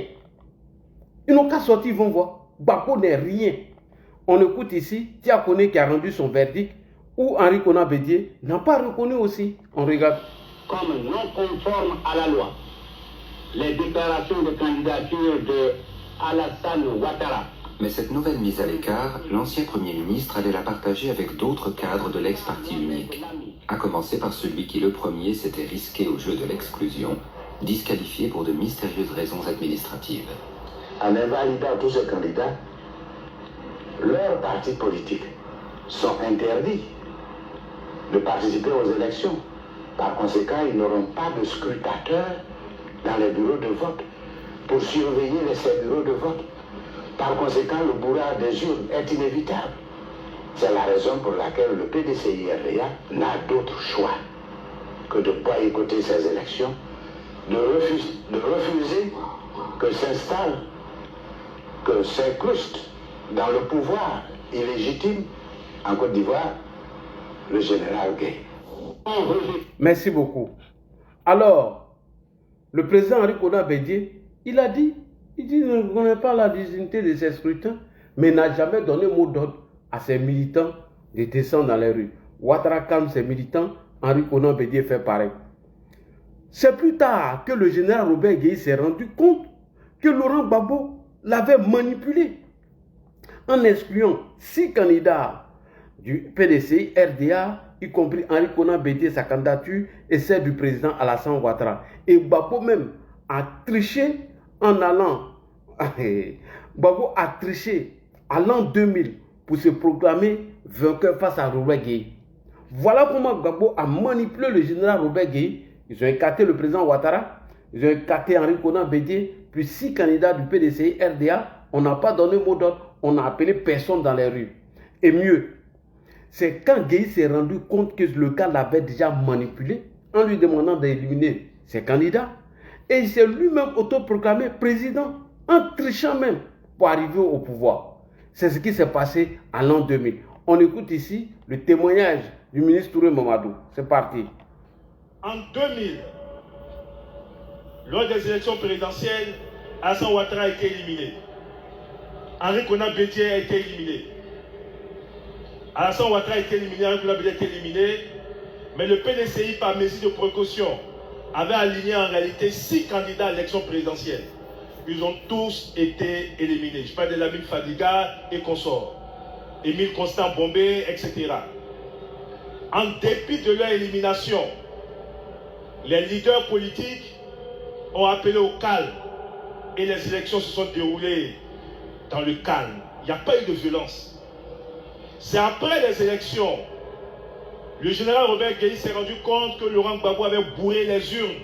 Oui, Gbagbo a triché pour être président de la République. Et quand le général Robert Gueye s'est rendu compte que c'était déjà trop tard, Laurent Gbagbo a mobilisé la rue pour contraindre le général Gueye donc à quitter le pouvoir. Laurent Gbagbo s'est appuyé sur l'armée et la gendarmerie. Certains de vos parents portent encore les séquelles de la répression de Laurent Gbagbo. On a entendu pour la première fois en Côte d'Ivoire parler de charnier. Des innocents ont été tués et jetés à Yopougon. La police, l'armée, la police, etc. rentraient dans les cours des gens, allaient extraire des gens, exterminer ces personnes. Et c'est ce que Gbagbo a fait face à Gueye Robert. Il a triché, il a manipulé le gars et il a menti au gars et il allait tricher face au général Robert Gueye. Après avoir fini d'écarter les candidatures d'Alassane Ouattara, d'Henri Konan Bédié et 6 candidats du PDCI. Et mieux, en l'an 2000, je vais vous dire pourquoi le mot d'ordre de Gbagbo a marché face au général Robert Gueye. Parce que le général Robert Gueye, il n'était pas un homme politique. Il n'avait pas un parti politique qui était solidement assis avec des militants qui sont prêts ou convaincus à mourir pour la cause de M. général Robert Gueye. Il n'avait pas un parti politique comme ça. Vous qui parlez de mots d'ordre, motion, il faut que les gens sortent dans la rue. Voilà, on va faire un soulèvement pour chasser Alassane Ouattara, comme l'an 2000. Mais vous l'avez fait face à Gueye. Non seulement il n'était pas un homme politique, 2, il n'avait pas une base politique solidement assis, où il y avait des militants qui étaient convaincus à la cause de Gueye, qui étaient prêts à mourir pour Gueye. Gueye Robert n'avait pas ça. Il n'avait pas ça. Il n'avait pas une base électorale sur toute l'étendue du territoire ivoirien. Il n'avait pas tout ça. Et c'est pourquoi vous avez profité de tout ça. Mais pour corroborer mes dits, mais Lida Kwasi Moïse va venir confirmer ici, ancien ministre de la Défense de Gbagbo et ancien conseiller militaire du général Robert Gueye. C'est lui qui va venir confirmer que Gueye n'avait pas de base politique, qu'il n'avait rien. Voilà comment vous avez réussi à le chasser. Mais si vous amusez, vous allez nous trouver sur vos chemins. Si vous amusez là, des plaisantins. Comment comment vous avez chassé Gueye? Et puis c'est à cause de nous-mêmes vous avez chassé. Leader Kwasi Moïse, est-ce que le général Robert Gueye avait un parti politique qui était bien assis sur tout l'étendue du territoire? Est-ce qu'il avait des militants qui étaient prêts à mourir pour lui? Est-ce que c'était un homme politique? Est-ce que c'est vrai ce que j'ai dit? On écoute leader Kwasi Moïse. La faiblesse de notre adversaire, il était certes militaire général et tout, mais il n'avait pas un parti politique qui le soutienne. Et il n'était pas représenté dans tous les bureaux de vote comme nous l'étions. Voilà. La faiblesse de notre adversaire, il était certes militaire général et tout, mais il n'avait pas un parti politique qui le soutienne. Et il n'était pas représenté dans tous les bureaux de vote comme nous l'étions. Merci beaucoup. Il n'avait pas un parti politique qui était assis. Alors que contrairement à nous, vous le savez, que nous sommes représentés sur tout l'étendue du territoire. Donc vos mots d'ordre que vous avez lancés là, fait que vous allez nous trouver sur votre chemin. Vous n'avez pas qu'à. Et actuellement, il est en train d'alerter tous les militants qui s'apprêtent qu'on va lancer mot d'ordre. Vous pensez que quoi? Vous avez fait ça au général Robert Gueye parce qu'il n'avait pas de parti politique. Vous l'avez fait parce qu'il n'avait pas de base. Il n'avait rien. Il n'avait pas un parti politique qui était étendu sur tout le territoire national où il y avait des hommes qui étaient prêts à mourir pour lui. Alors que vous savez, vous nous appelez moutons. Vous savez que nous on a assis. Quand on descend dans les rues pour le chasser, on lançait des motions de protestation. Mais beaucoup ne savent pas. Ils ne savent pas que Gbagbo ne leur dit pas la vérité. Que cette victoire de la rue du général contre le général Robert Gueye, c'est aussi l'œuvre des militants du RDR. C'est-à-dire le fait que on a chassé Gueye Robert là. Mais c'est à cause de nous que le général Robert Gueye, en frayant, parce que nous sommes sortis massivement dans les rues. C'est l'ex-ministre de l'Intérieur de M. Laurent Gbagbo qu'on appelle Boga Doudou. Il avait appelé le ministre, l'ex-premier ministre Amadou Bon Coulibaly et il a réussi à le convaincre en lui disant de faire sortir les militants du RDR qu'après le départ du général Robert Gueye, on allait réorganiser les élections. Et malheureusement, Gbagbo le boulanger avait roulé tout le monde dans la farine, alors qu'on va écouter ici M. Mathias Kwaku qui va nous dire la vérité. Et c'est comme ça qu'ils nous ont eu. Ils nous ont fait croire que oui, il faut qu'on sorte tous dans la rue. On va chasser le général Robert Gueye parce qu'on avait marre du pouvoir militaire et que si Gueye partait, on allait réorganiser les élections. C'est comme ça qu'on s'est fait avoir.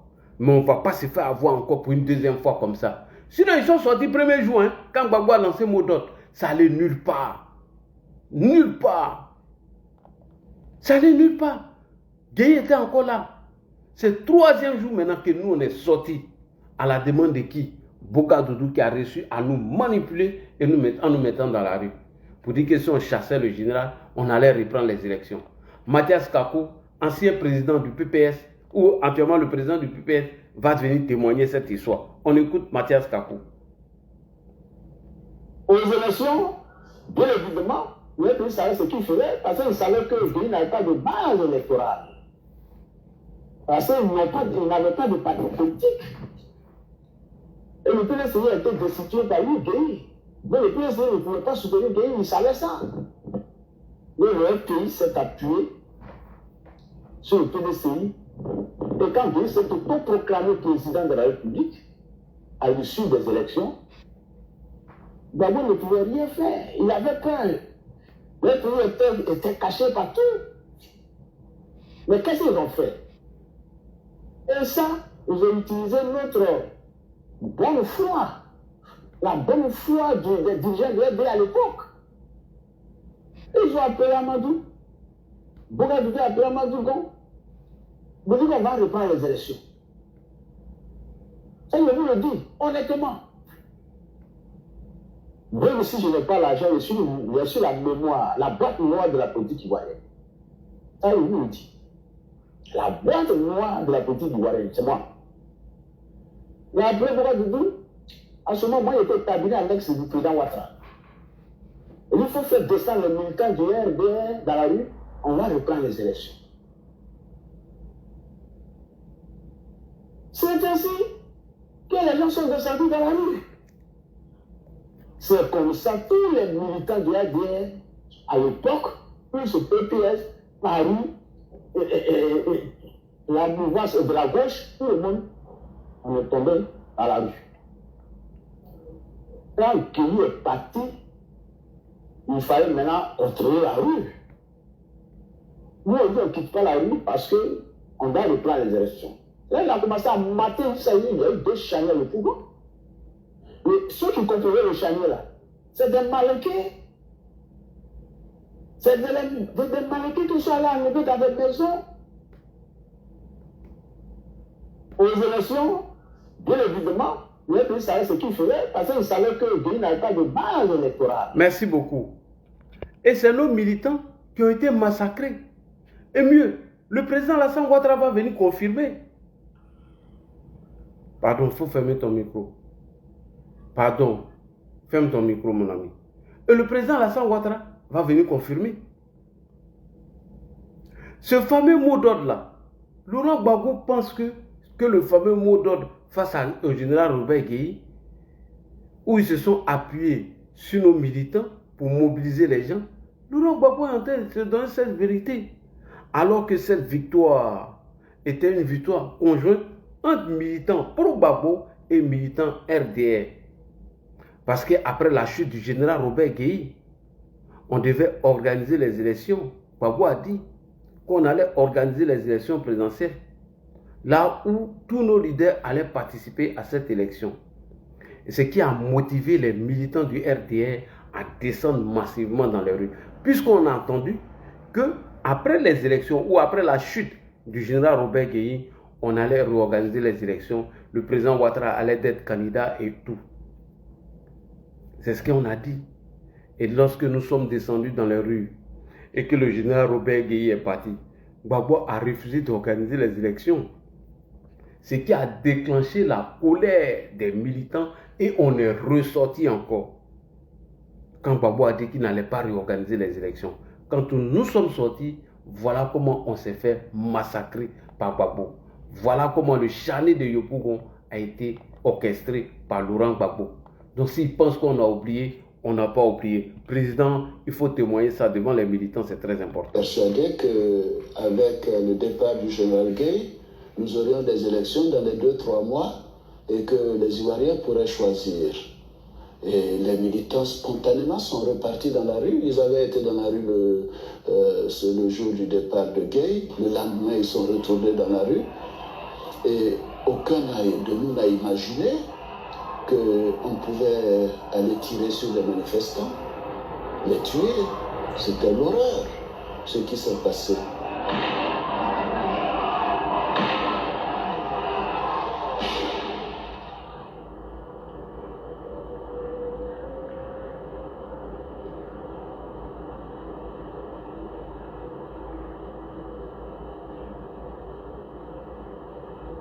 Et c'est vraiment le début du coup de force et de l'état de force que M. Laurent Gbagbo a instauré en Côte d'Ivoire. Quand, quelques heures après son installation, on découvre à Yopougon ce charnier avec une trentaine de gens, et c'était quasiment la mentalité génocidaire qui se développait, puisque toutes ces personnes, au décompte, étaient des ressortissants du Nord. Nous étions tous persuadés que... Merci beaucoup. Merci beaucoup, Monsieur le Président. Parce qu'après le massacre de nos militants par le camp de M. Laurent Gbagbo, qui voulait juste que Laurent Gbagbo respecte sa parole, puisque tu nous as dit de descendre dans les rues, lorsque le général Robert Gueye, on va le chasser, on va organiser les élections, et tu refuses de respecter ton engagement, on est mécontent, on descend dans les rues, on te demande ça, et tu passes ton temps à massacrer les militants, et tu les as tués. Mais le président Alassane Ouattara, en tant qu'un homme de paix, a condamné les tueries. Il s'est lui-même chargé personnellement d'enterrer ces morts-là. Gbagbo n'a pas débouché 5 francs. C'est le président Ouattara qui s'est chargé personnellement d'enterrer ces morts. Voici ce que le RDR a vécu sur le régime barbare, sanguinaire, méprisant, mépris de assassin de M. Laurent Gbagbo. C'est ce que nous avons vécu sur son régime. Et quand aujourd'hui Gbagbo veut se jouer les combattants. Et quand aujourd'hui, les pro-Gbagbo croient que leur mentor est fort, il est très très fort dans le mot d'ordre de soulèvement populaire, j'ai honte et j'ai mal.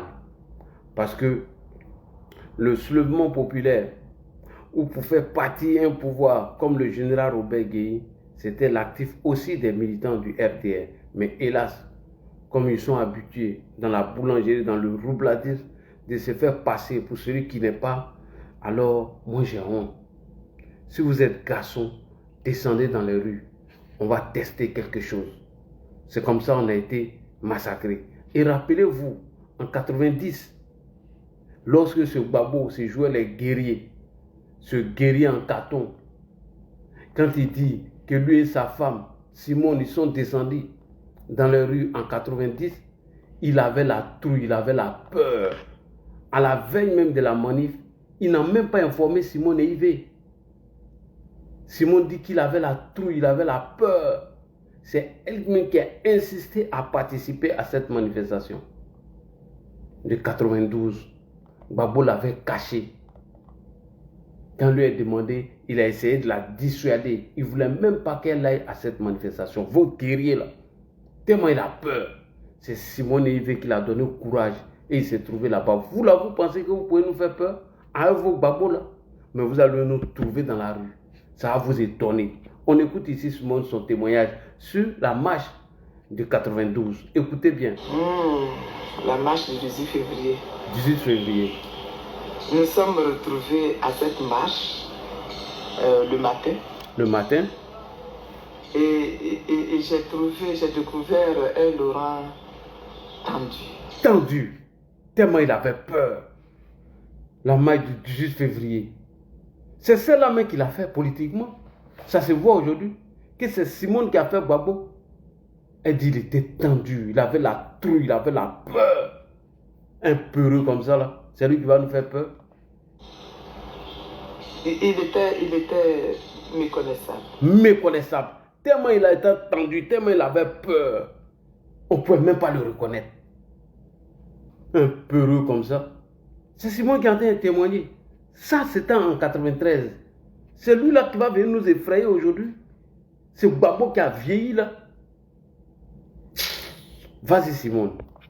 Il était méconnaissable parce que il avait appris. Il avait appris que cette marche-là allait être un moment de preuve et que un guet-apens avait été prévu. Et il ne m'avait pas donné d'informations. Il n'a pas donné l'information. Il n'avait pas donné d'informations. Il avait même essayé de me convaincre de ne pas aller à la marche. Je ne comprenais pas.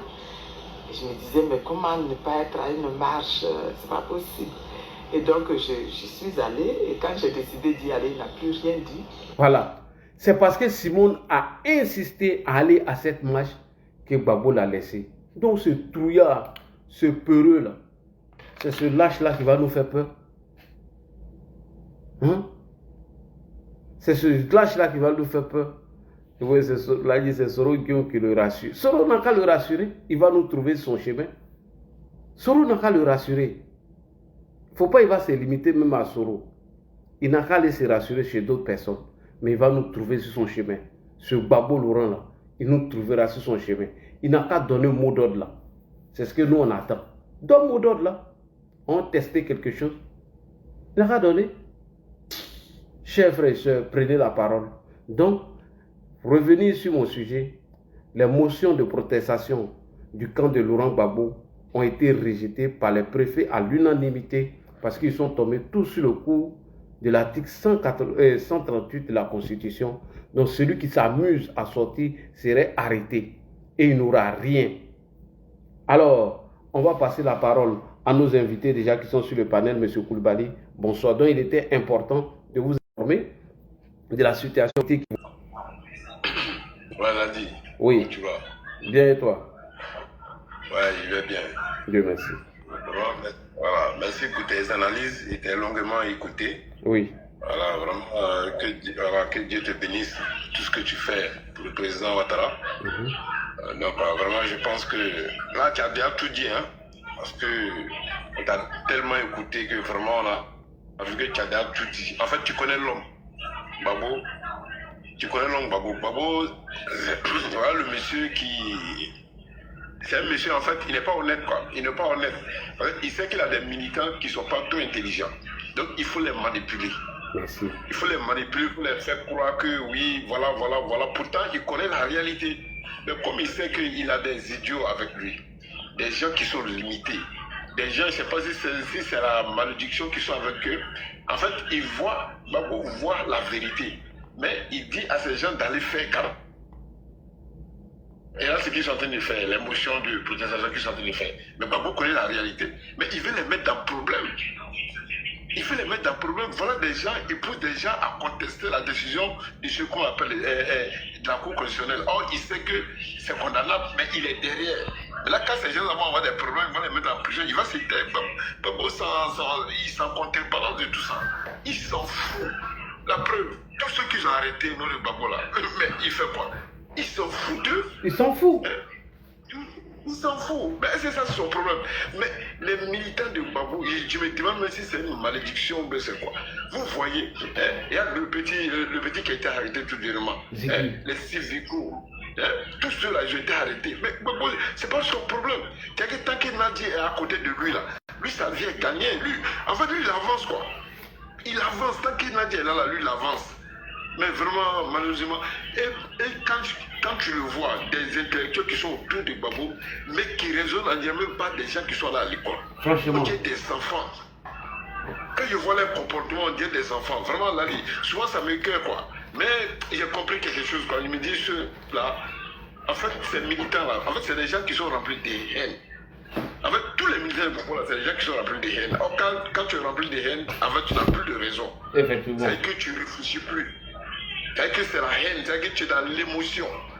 Oh, Babou, il a fait à des gens qui sont dans l'émotion. Il faut les voir et tous. Quand tu vois, ils viennent s'asseoir sur les réseaux, tu sens qu'ils sont dans l'émotion. En fait, ils ont raison. C'est que même son intellectuel, même souvent quand ils font les débats à la télé, toi-même tu regardes, on te dit que non, lui il est professeur, mais quand il prend la parole, vraiment, on est déçu d'eux. Et qu'en fait, c'est des menteurs. C'est des menteurs. Mais vraiment, voilà aussi un gars qui a trimballé avec lui, M. Tidjane Thiam. Toi, un gars comme Tidjane Thiam, aveuglement, tu suis Babou. C'est-à-dire que le PDC, tu prends le PDC d'Oufoué. Le PDC d'Oufoué qui a été combattu par ce même Babou. Et qui sera toujours combattu par ce même Babou. Et toi, Thiam, tu es au courant de ça. Tu viens, tu prends le PDC, tu viens te mettre derrière Babou avec le PDC. Mais attends, mais Thiam est venu enterrer le PDC. Il y a que Bédia avait tué le PDC, mais Thiam est venu enterrer le PDC, ça c'est fini ça. C'est fini. Il faut qu'on se dise la vérité. C'est fini, il a tué le PDC. Hein? Voilà un gars. Qu'est-ce que Babou n'a pas dit d'Oufoué? Hein? Mais je ne comprends pas ce PDC quoi. Depuis Oufoué est mort là, Oufoué est mort avec son idéologie de PDC. Hein? Quand les gars parlent tout, même depuis tant de bêtises, mais avant, le PDCI de nos parents, c'est le PDCI d'Oufoué Boigny. Moi, je ne veux pas comprendre. Quelqu'un qui est venu enlever Oufoué Boigny dans la honte, hein? Dans le désordre. Hein? Le monsieur qui est venu enlever Oufoué dans ça, qui a protégé Oufoué jusqu'à sa mort, qui a fait qu'Oufoué est mort dans la dignité. C'est ce même parti-là qui est contre ce monsieur-là. Est-ce que tu es sûr que ces gens-là, ils étaient dans l'idéologie d'Oufoué? Peut-être qu'ils étaient au PDCI, mais ils n'aimaient pas Oufoué. Peut-être. Ils entouraient ils étaient au PDCI, ils entouraient Oufoué, mais ils n'aimaient pas Oufoué, ces gars-là. Sinon, toute personne qui a aimé Oufoué, quand ils ont créé le RDA, ils se sont retrouvés automatiquement au RDA. Parce que là, dis-moi, quelqu'un qui est venu sauver mon père, qui a tenté de sauver mon père, et que mon père est mort là, mais cette personne-là, mais je ne peux jamais trahir cette personne si vraiment j'aime mon père. Je ne peux jamais trahir cette personne. Mais malheureusement, ces gars-là, ils se disent qu'ils sont PDCI, mais c'est à l'instant. Quand ils prennent parole, on est PDCI, quoi. Le gardien ne peut pas venir, dans la maison. Mais Soro Guillaume les a aveuglés. Soro Guillaume les a fait quoi? qui peut renverser Alassane Ouattara? Soro Guillaume même qui a jamais été PDCI. Oui, mais attends, mais quand il y a Soro Guillaume qui arrive à manipuler des gens comme ça, là, c'est ce qui c'est pas la peine. Mais c'est une peine perdue, l'a dit. Ils sont dans la mer, c'est une peine perdue. Ceux-là, ils vont mourir les yeux ouverts. En fait, ce qu'ils ne voulaient pas voir, là, c'est ce qui arrive là. Le 10, on va commencer les campagnes, non? On fera les élections, l'a dit. Rien ne va se passer. Et Alassane sera élu. Non, il faut que nos militants restent mobilisés. Il ne faut pas en dire rien ne va se passer. À ceux-là, ils sont capables de tout. Il ne faut pas, on va baisser la date. Là, tu sais, je te dis une chose, hein. Babou, même là, Babou connaît la réalité. Si Babou, parce qu'en fait, lui il se base sur 2000. Il se base sur 2000 lorsqu'on a chassé Gueye. Ben, il est en train de mentir aux gens. Oh, il oublie que ce n'est pas ces militaires qui ont chassé Gueye. Il oublie, il sait, il connaît la vérité. Si Babou avait les gens, comme devait le faire croire à ses militants, s'il avait les gens, comme en 2000, d'après lui, qui peuvent chasser quelqu'un là, je te jure que depuis, Babou allait lancer le mot d'aller chasser et quoi, par la du pouvoir. Si tu vois qu'il traîne là, il connaît la vérité, il sait que ça là, il n'y a pas de... Mais de toutes les façons, ils ne sont pas dupes. Les gens sont là, les gens regardent. En fait, il y a des gens qui ne sont pas sur les panels, mais ils ont mal même par rapport à ceux qui sont sur les panels qui parlent. Mais il y a des gens qui ne parlent pas, mais qui attendent. Ils attendent la moindre occasion. Et ceux-là, quand ils vont faire l'erreur, même s'ils entendent politique quelque part, là, je te jure qu'ils vont fuir.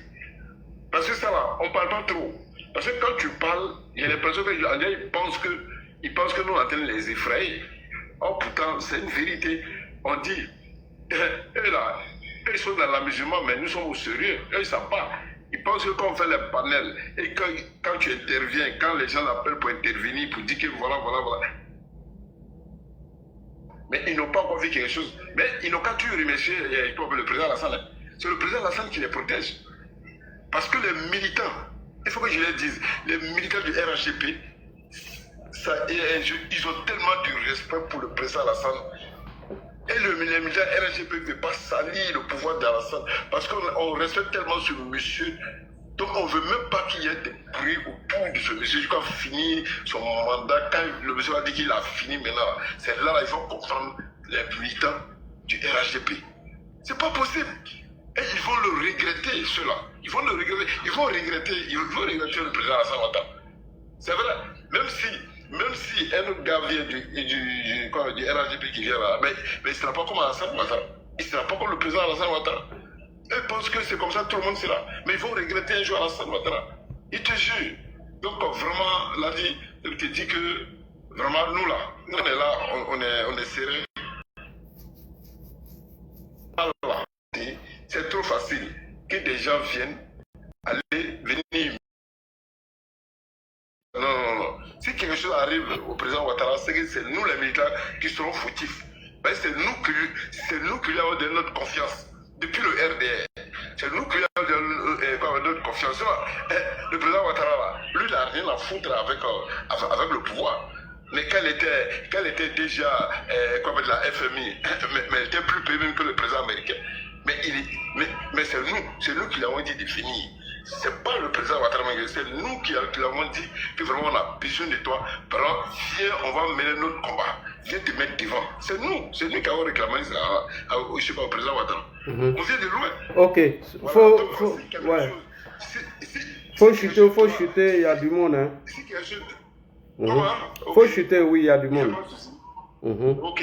Bon, donc je chute par là. Ouais. Donc ça veut dire si quelque chose doit l'arriver, il faut que nous on sorte devant. C'est-à-dire que ça va nous arriver d'abord avant d'arriver au président Ouattara. C'est-à-dire que si il doit avoir honte là, c'est les militaires qui doivent avoir honte d'abord avant que la honte arrive à ceux qui au président Ouattara.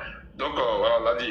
Donc c'est ce que je voulais dire. Comme il y a merci beaucoup. Merci. Donc voilà, je vais céder la parole aux camarades et puis bon, et suivre. Ok. Tête de Bruni, allons-y. Bonsoir mon grand frère Nagui. Bonsoir Tête de Bruni. Encore une fois, tu as fait une masterclass à enseigner dans toutes les grandes universités de communication. Ouais. Nagui, tu as tout dit. Hein. Tu as tout dit. Normalement, nous, on ne devrait même plus prendre la parole. Non, prenons la parole, on doit se prononcer, oui. Voilà. Mais comme il faut se prononcer, on va aussi se prononcer. Là, moi, je vais revenir sur une chose dont tu es passé un peu rapidement là-dessus. Tu sais, quand tu as parlé du fait que c'est Gbagbo même qui est venu inviter les panels des chefs d'État, c'est Gbagbo lui-même qui est venu inviter tout le palais des présidents qu'on a vu défiler en Côte d'Ivoire en 2010. Tu as oublié aussi de nous dire que dans le déroulé de l'élection, on avait confié la certification à l'ONU. Oui, oui. Exactement. Donc, le Conseil constitutionnel dans lui-même n'avait pas le pouvoir de venir donner les résultats même, on va dire, définitifs. Effectivement. Puisque au-dessus d'elle, on avait mis un organe. Effectivement. Pourquoi on a mis un organe au-dessus? Parce qu'on savait que Gbagbo avait nommé dans cette cour-là son ami. Et lui-même nous l'a dit. Il dit, Paul Yaoundé, c'est mon ami. C'est pour ça que je l'ai mis là-bas.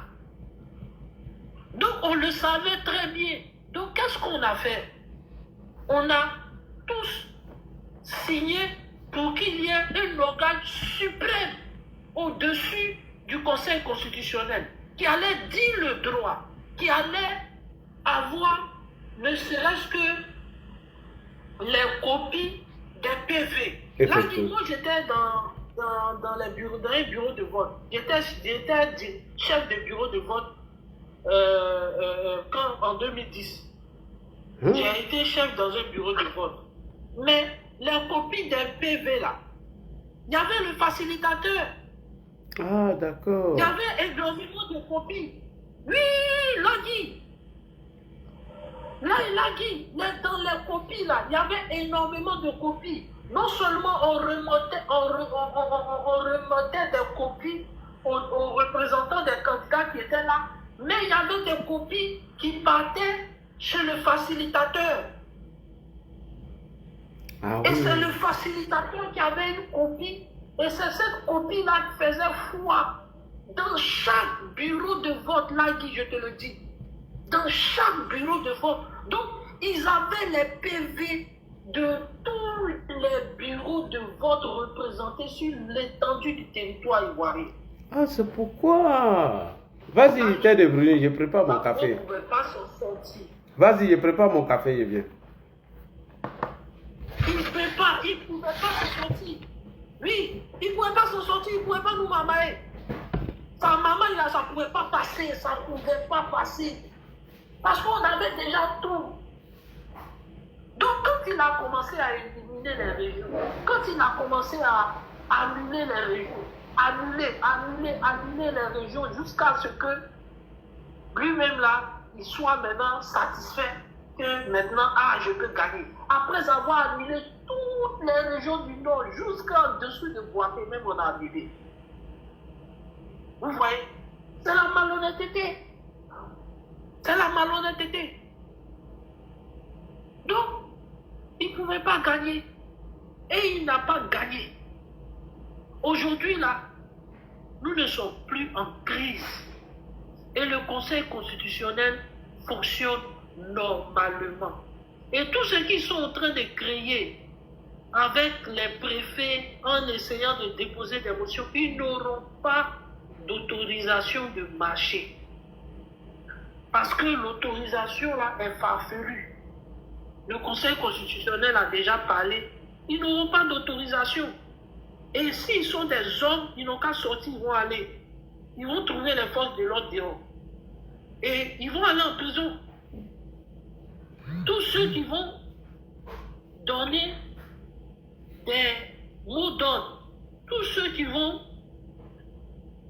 décider que chacun sorte, ces gens-là vont avoir face à eux la loi. Et c'est ça la réalité. C'est ça la réalité. Ils ne vont pas s'en sortir. On ne va pas accepter.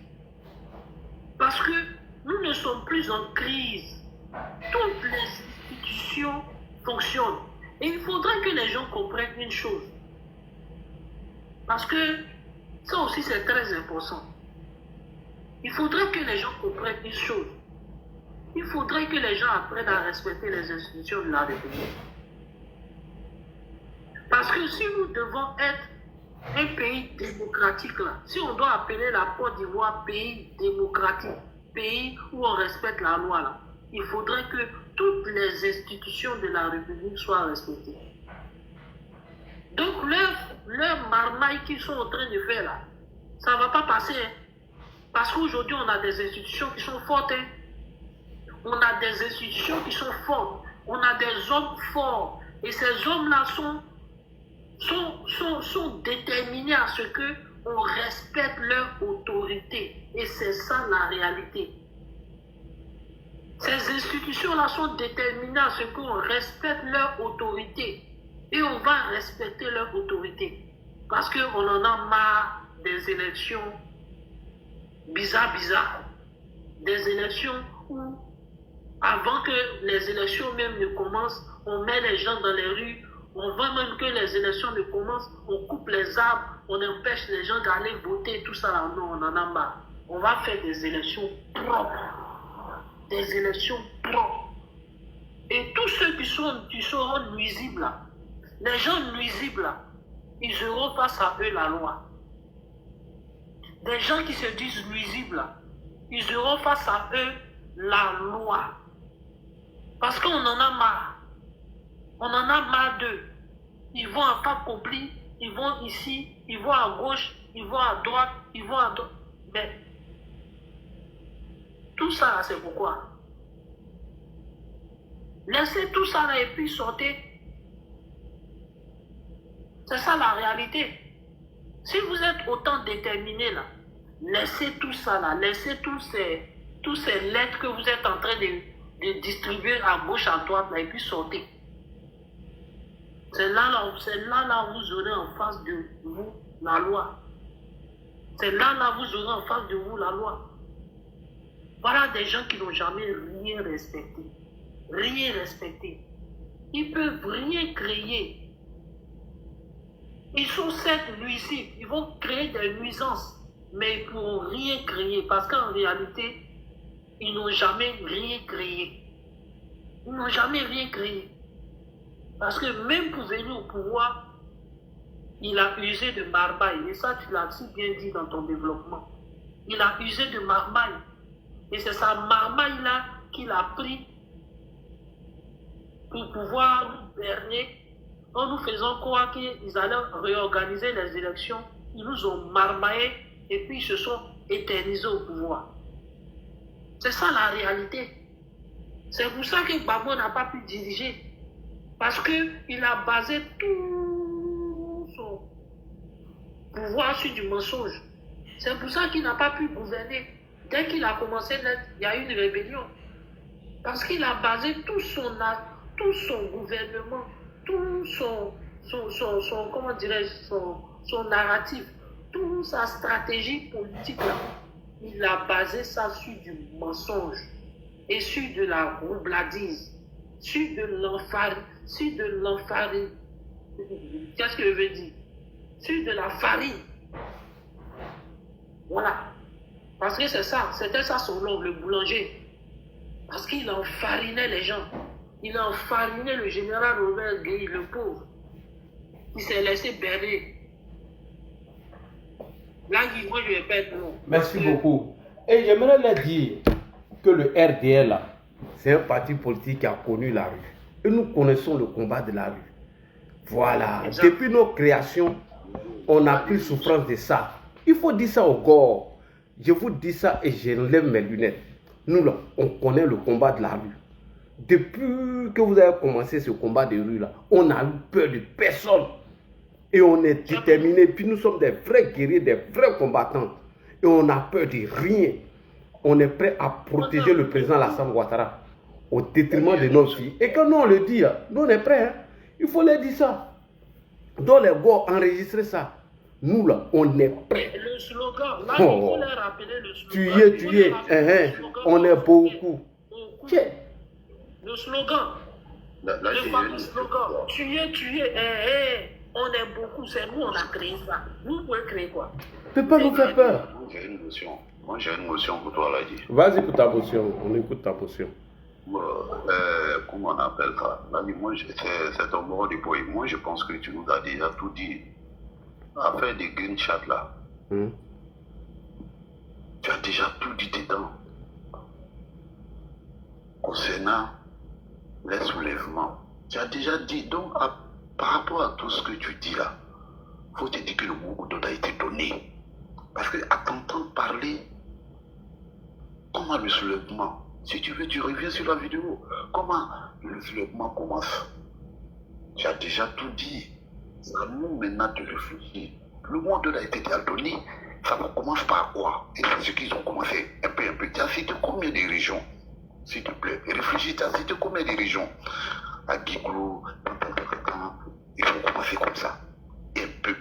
Le monde, vous pensez qu'il viendra vous dire, ça a commencé, hein? Jamais l'a dit, tu as déjà green chat là. Et j'exhorte tout le monde à aller écouter. Tes anciennes vidéos là, ils n'ont qu'à bien écouter. Comment la méthode commence. Et tu verras quelque chose. Si tu veux, rebiffe même la vidéo. Et puis chacun n'a qu'à écouter pendant 5 minutes simplement. Tu vas comprendre quelque chose. Le mot d'ordre a été déjà donné là. Je te jure. Je vais me muter sur ça. C'est pourquoi je parais toujours à 12 heures. C'est ton moment de poids et tu dois vous mettre. Merci. Ok, merci beaucoup. Merci. On va partir rapidement avec le frère qui est en haut, Poliva. Bonsoir, Poliva. On vous écoute. Poliva, est-ce qu'il est là? Si Poliva n'est pas là, nous allons partir avec le Prado rapidement.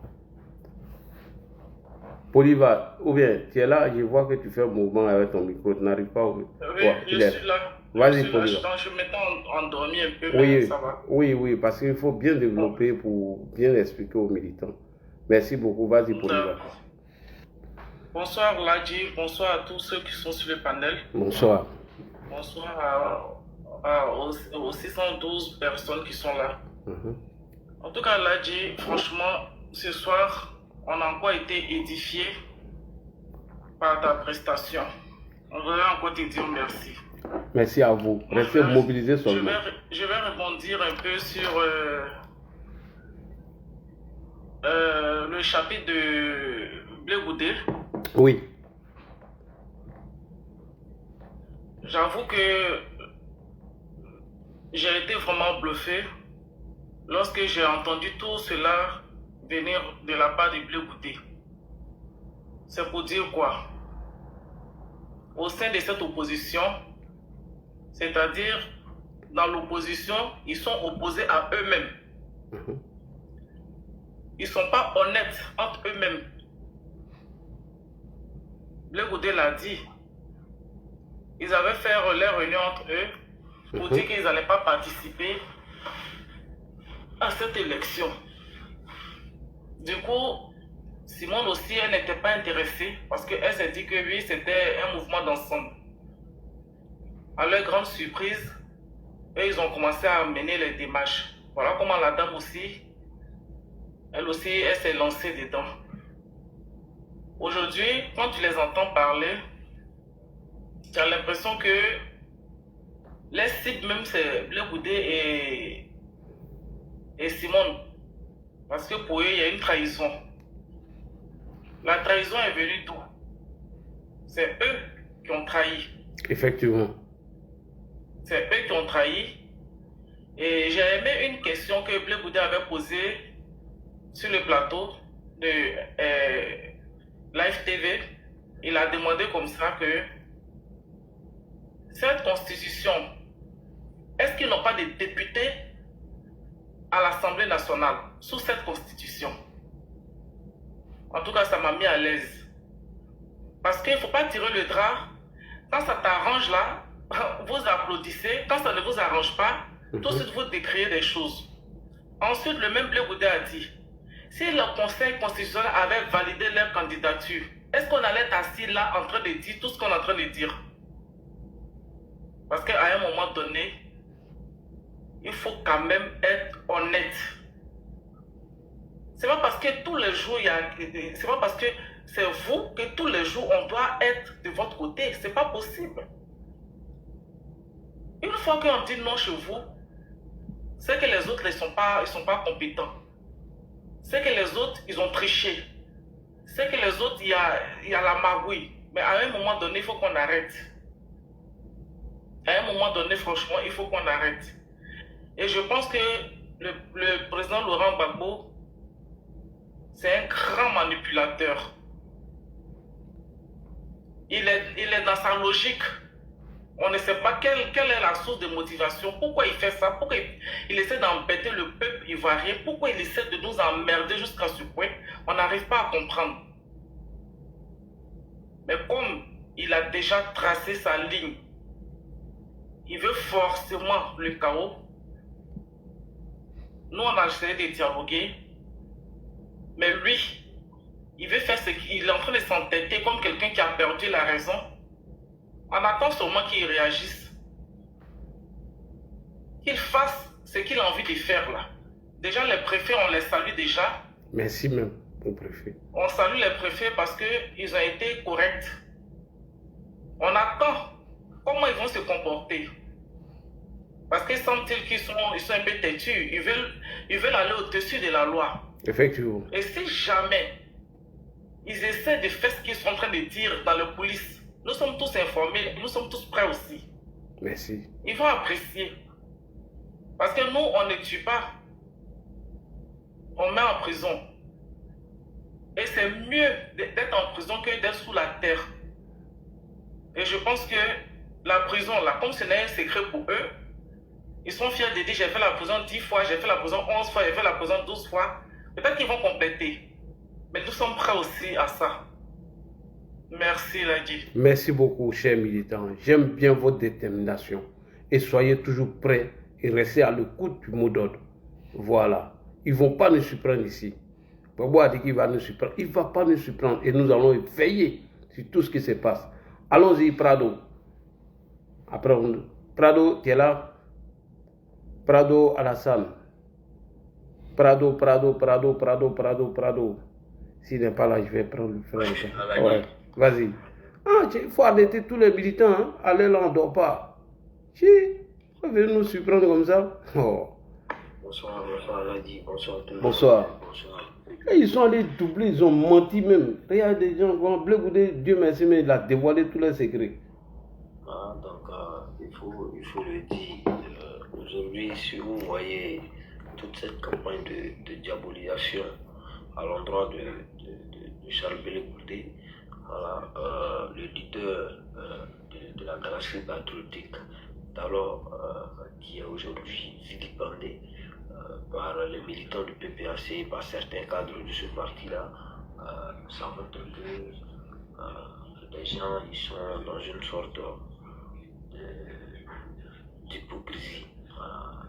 Parce que quelque part, on ne peut pas être de connivence aujourd'hui avec un ex-rebelle, voilà, celui-là même qui a assumé, qui a endossé la responsabilité de la rébellion et qui aujourd'hui est en de bons termes avec l'ex-président Laurent Gbagbo, qui lui condamnait la rébellion et qui disait qu'il n'était pas d'accord avec les personnes qui prennent les armes. Alors, très rapidement, je vais réagir sur ce qui est de la question de ces motions qui ont été lues par ces jeunes-là. Il faut savoir que avec de tels agissements, voilà, on pourrait penser que le mot d'ordre a été donné en sourdine. Voilà, le mot d'ordre, on pense que ça a été donné en sourdine. Il faut que nos autorités, voilà, doublent encore d'efforts, voilà, doublent encore de vigilance. Voilà, il faudra qu'ils soient très vigilants pour ne pas se laisser surprendre. Voilà, le président Alassane Ouattara l'a rappelé, 2020 l'avait surpris, alors que le mois 2025 va le surprendre. parce qu'il faut lui dire, c'est pas pour créer la psychose au sein des populations, mais c'est plutôt dire aux uns aux autres d'être vigilants, d'être sereins et être vigilants en même temps, parce que ceux-là, quand on entend leurs militants tenir des propos guerriers, des propos revanchards, dire qu'ils sont dans cette posture, ils adoptent cette position, et aujourd'hui ils sont dans une posture de revanchard. Donc ils veulent essayer quelque chose, ils veulent tenter quelque chose. C'est à nous d'être vigilants. Alors, nous n'allons pas nous laisser distraire. Alors, nous ne pas se laisser distraire. Et quand vous voyez ces communicants de l'AES, certains de l'AES qui